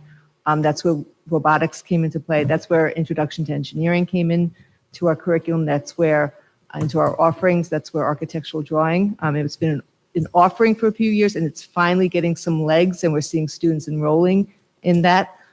Design and drawing for production has grown more interest. So, and these are all outgrowths of the technology teachers coming back and saying, we'd like to offer this, this, and this. So it's been in process for a while.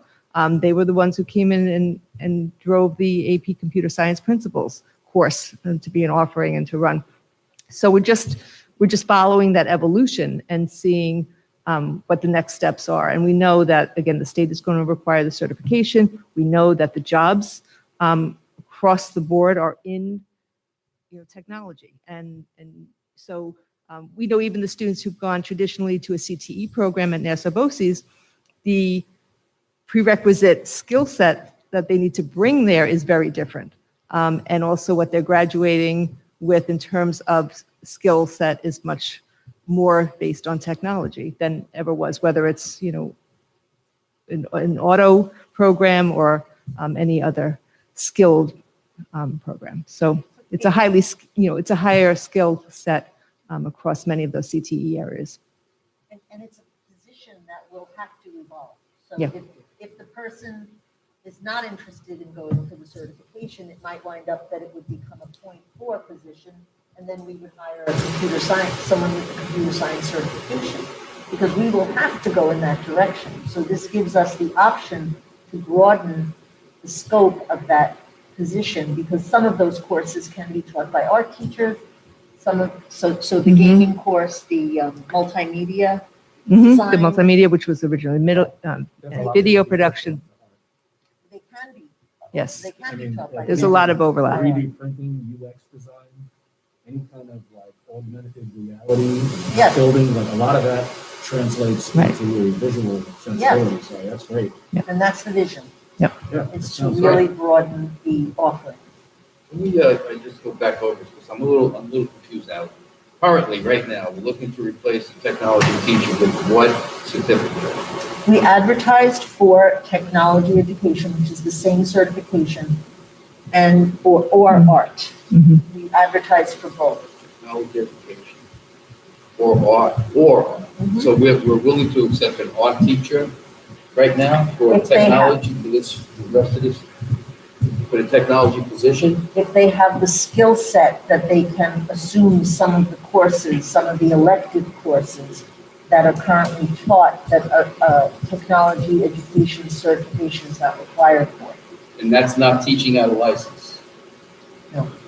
No, there are a lot of courses, and honestly, over the 10 years that I've been in the district, there have been years where some of those courses have transitioned from a technology teacher to an art teacher, depending on the enrollment. We've had in technology more courses than we had teachers with our 2 teachers, and so an art teacher has taken a course or 2, and vice versa, because there are those few courses within both departments that overlap.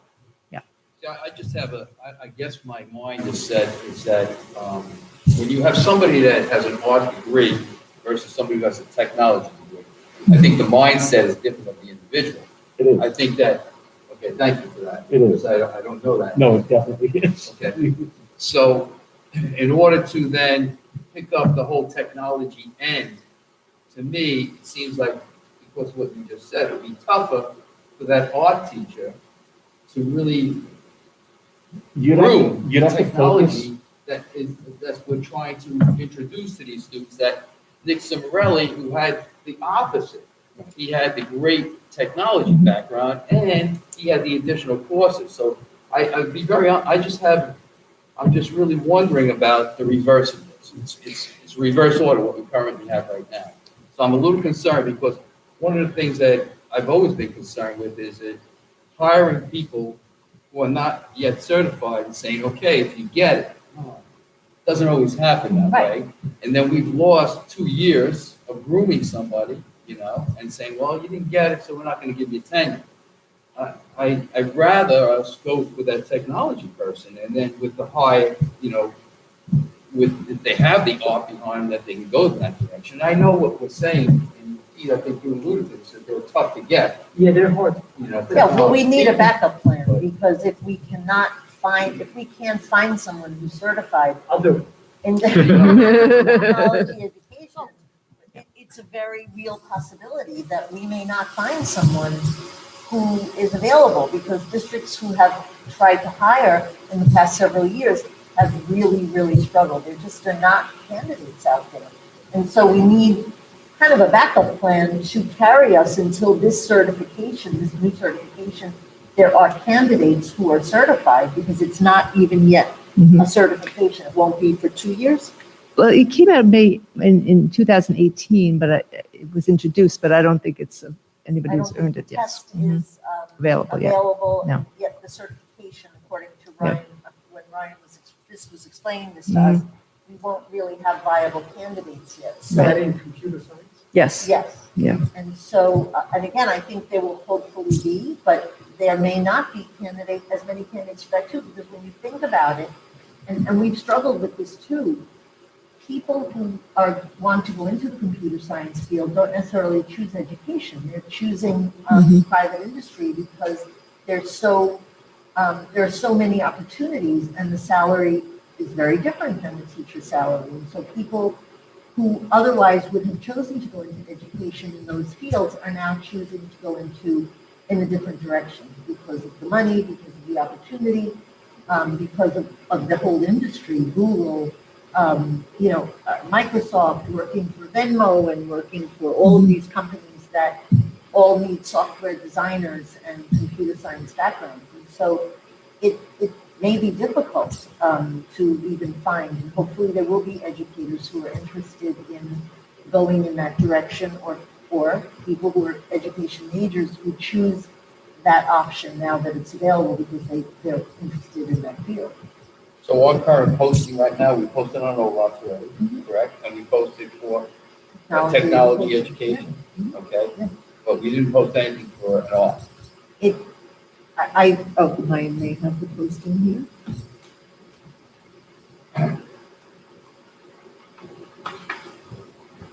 I think it was both. It posted for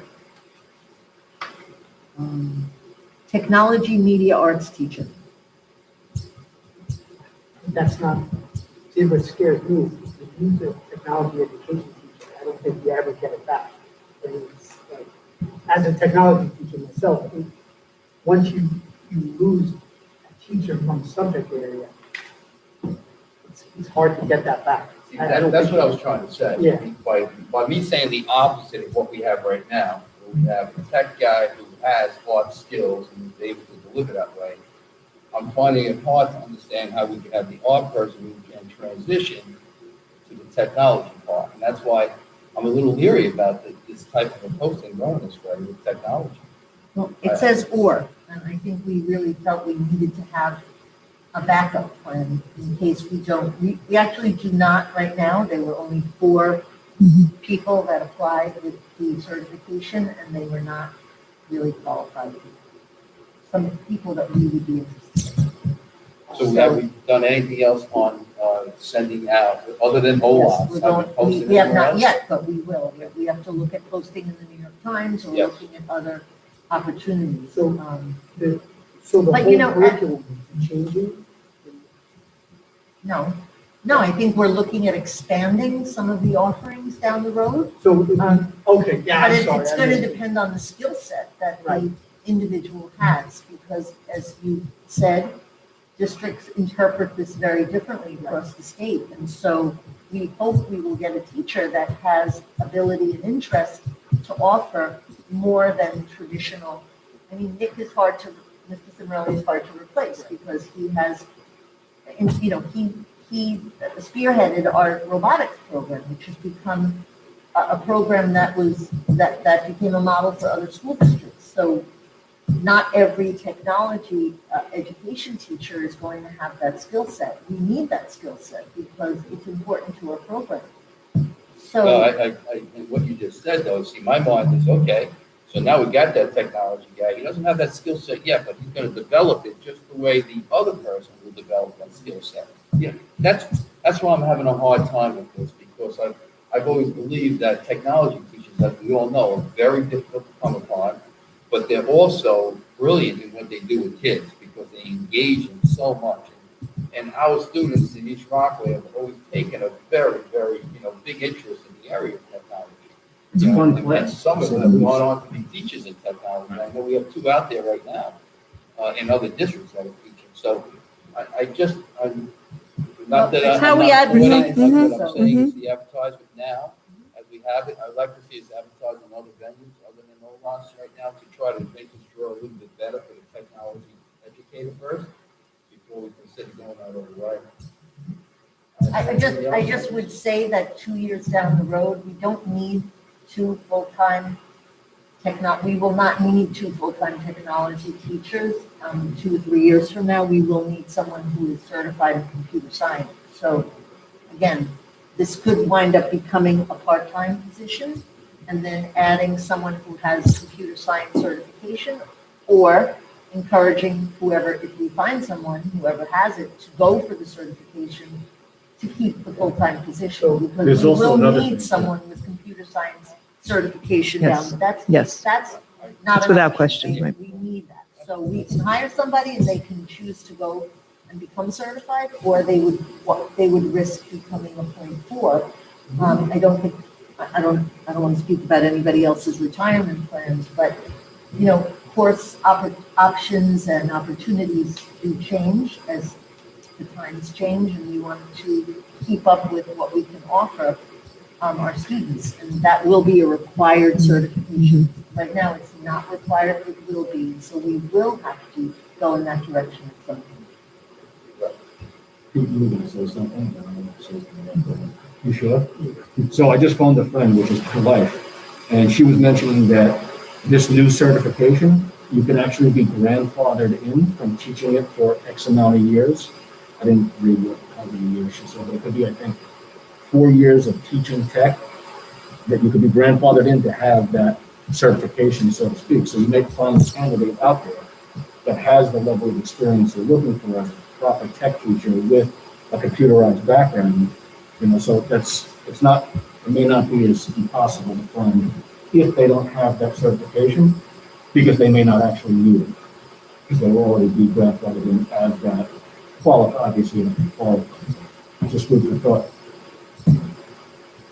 I think that a young, hungry person just starting out, I know in Oswego, where the main technology education program is in the state, there's a lot of young teachers coming, and they're doing more computer stuff, more programming. Yeah, they're doing more programming type stuff. And I would think if we can get a young person coming out of college who's hungry, and they know up front, this is, because I think this is the way it's going, that a young technology teacher would be eager to say, you know what, let me go back and get this second, certification. Well, they have to get a master's, so. Right. See, well, there are probably masters, like my master's was in educational technology, which is all computer stuff. And that was 25 years ago. So I would think now there are probably master's programs in. And there will be more. Right. Yeah, I mean, I'm sure Mr. Schaefer may have even, sometimes we do send postings to the colleges. So he may have even sent the posting to Oswego I because. think he did. I think you mentioned he did. Yep. So, we know, believe me, it's been very challenging the last couple of years hiring math certified, qualified math certified and qualified chemistry, physics, very, very difficult. Education has lost a pool of very highly qualified individuals who have chosen to go into other fields. For a lot of reasons. We talk about it a lot. There's a lot of teacher bashing, a lot of education bashing in the news, in the media. And it's difficult when people are making a choice to, well, what do I want to do?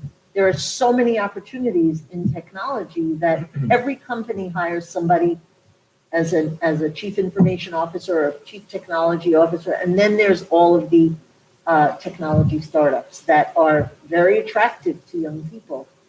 Yahoo, Google, Apple, all of these companies are very desirable and they pay well. So we're competing for those candidates coming out of college, or going into college, I should say. So for like Not choosing software education. engineers, like Yeah. that's.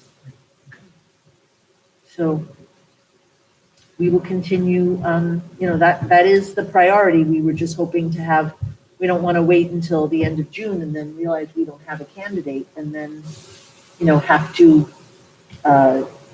Could I just ask, what classes? It would be like gaming and app design, stuff like that, advanced? Well, the current programs that we're offering now. We offer multimedia technology class. We offer design and drawing for production, which is one of those. The design and drawing for production is more traditional. AutoCAD. Yeah, that's traditional. More of a CAD, right, and architectural drawing. Yeah.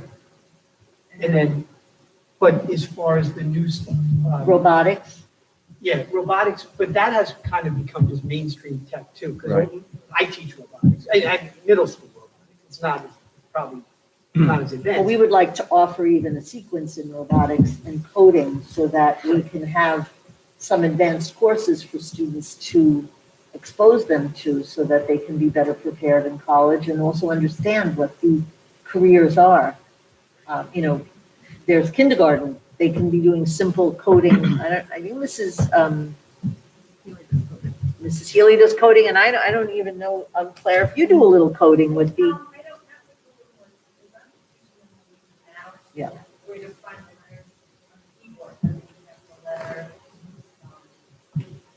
But they actually offer coding in kindergarten. So, it's something that's being brought into the schools at a very young age. Everybody should know coding. Yeah.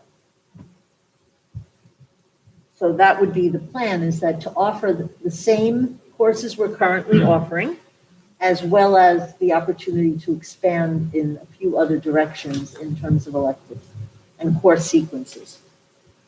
I think we're all very passionate about this position. Well, we're very worried we're not going to be able to find someone. There are certain fields that have, Pete said it, he would know best. There's just not a lot of people going into this field. We should steal the guy from Limbrook, I don't know. I don't know if we could afford him.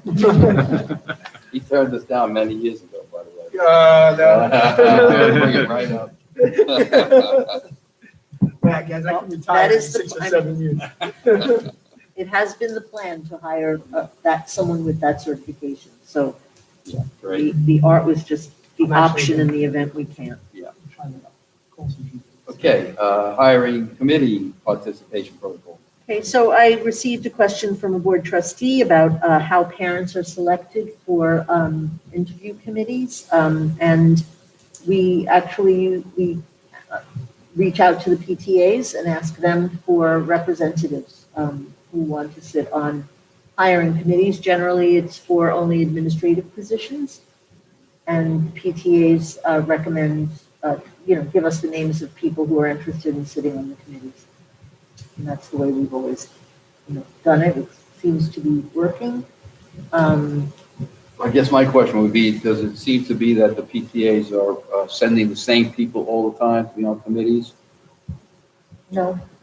Different people are coming all the time? That would be, to me, if we could have that as a criteria, I think that's very important.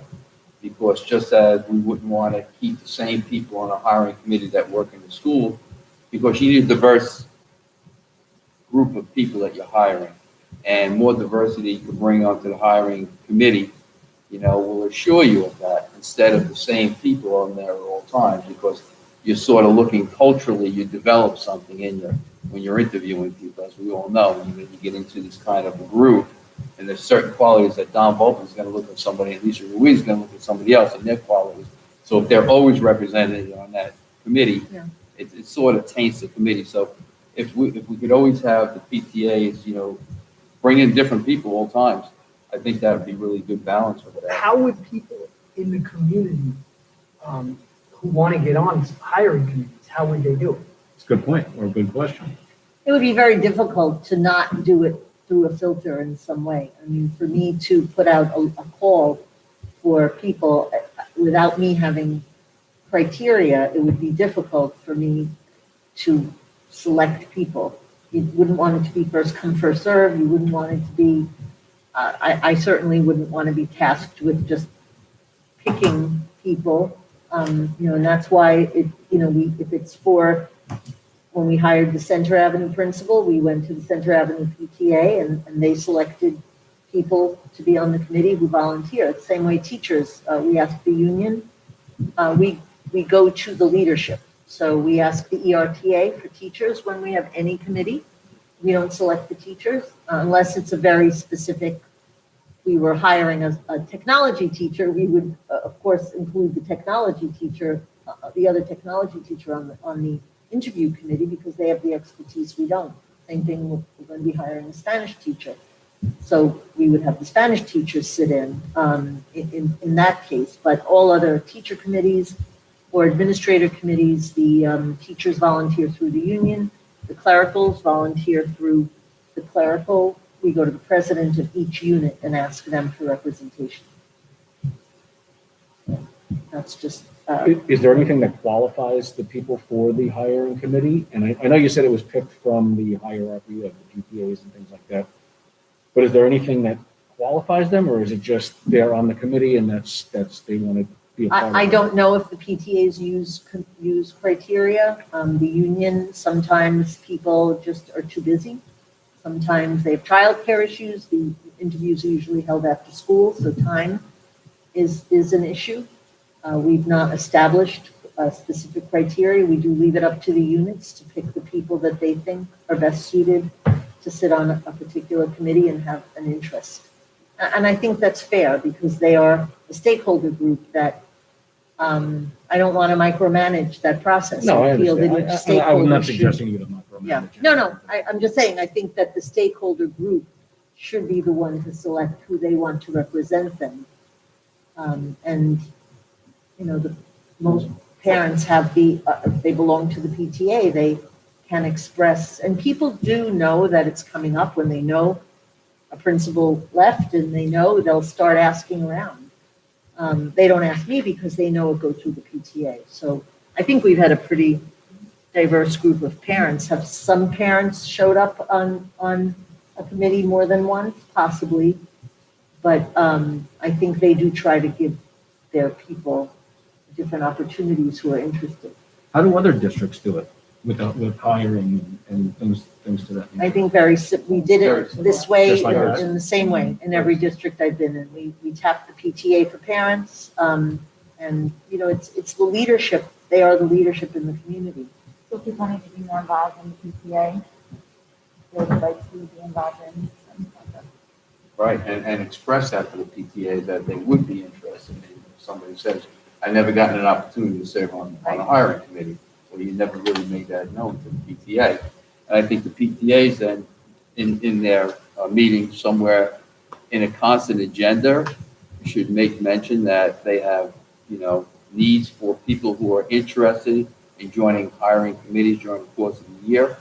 So please make sure that's an ongoing agenda item. Maybe they just have a running list of people interested, and then, you know, when the time comes, then they can pick from the pool. It's an ongoing agenda item, like you're saying, Joe, you develop that list Sure. and you have it there, and then we never use somebody twice because it's always gonna be ongoing, and everybody feels good about it because they're representing the community for the PTA at that point in time.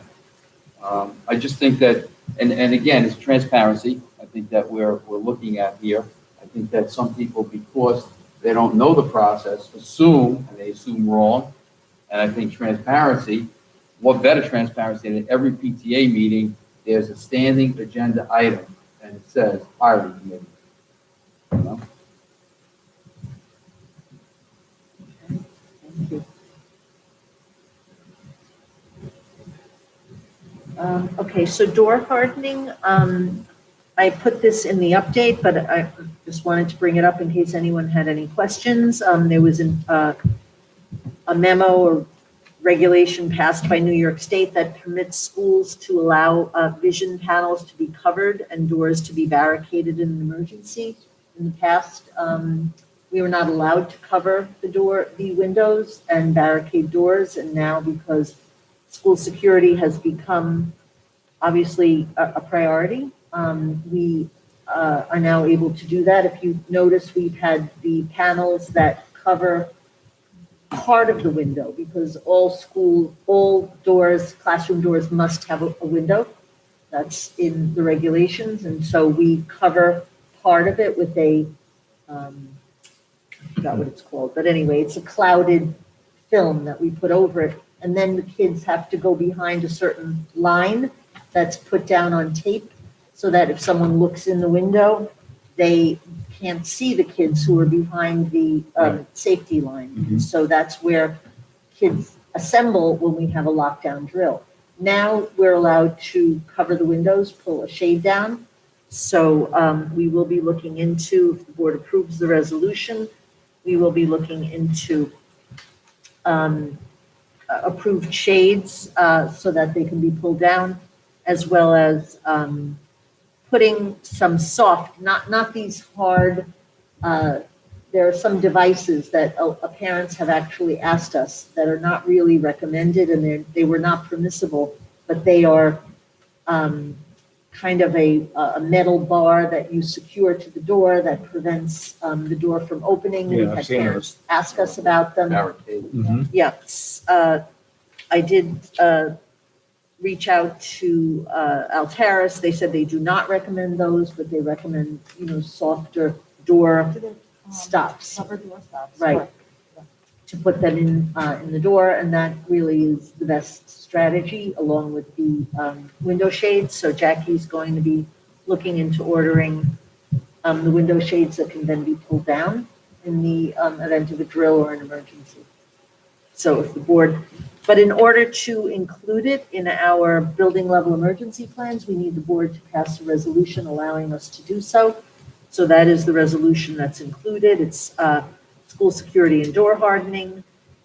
And we did reach out to school boards. There is no policy that's required, just for the board to pass a resolution allowing us to do so, and then it would be incorporated into the confidential building emergency plans, and we would install them in all of our classroom doors.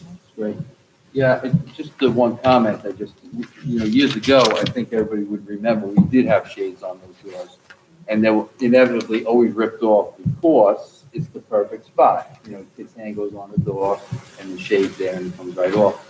Could we look into something maybe different than a shade that could be right on the back of that door and it's just put over the window at that time, Velcroed onto it so nobody could see, right into the door itself. I just get a little leery only from past thinking about shades and how quickly they're just torn right off. They're just not there anymore. You mean accidentally? they Yeah, get- oh yeah. Yep.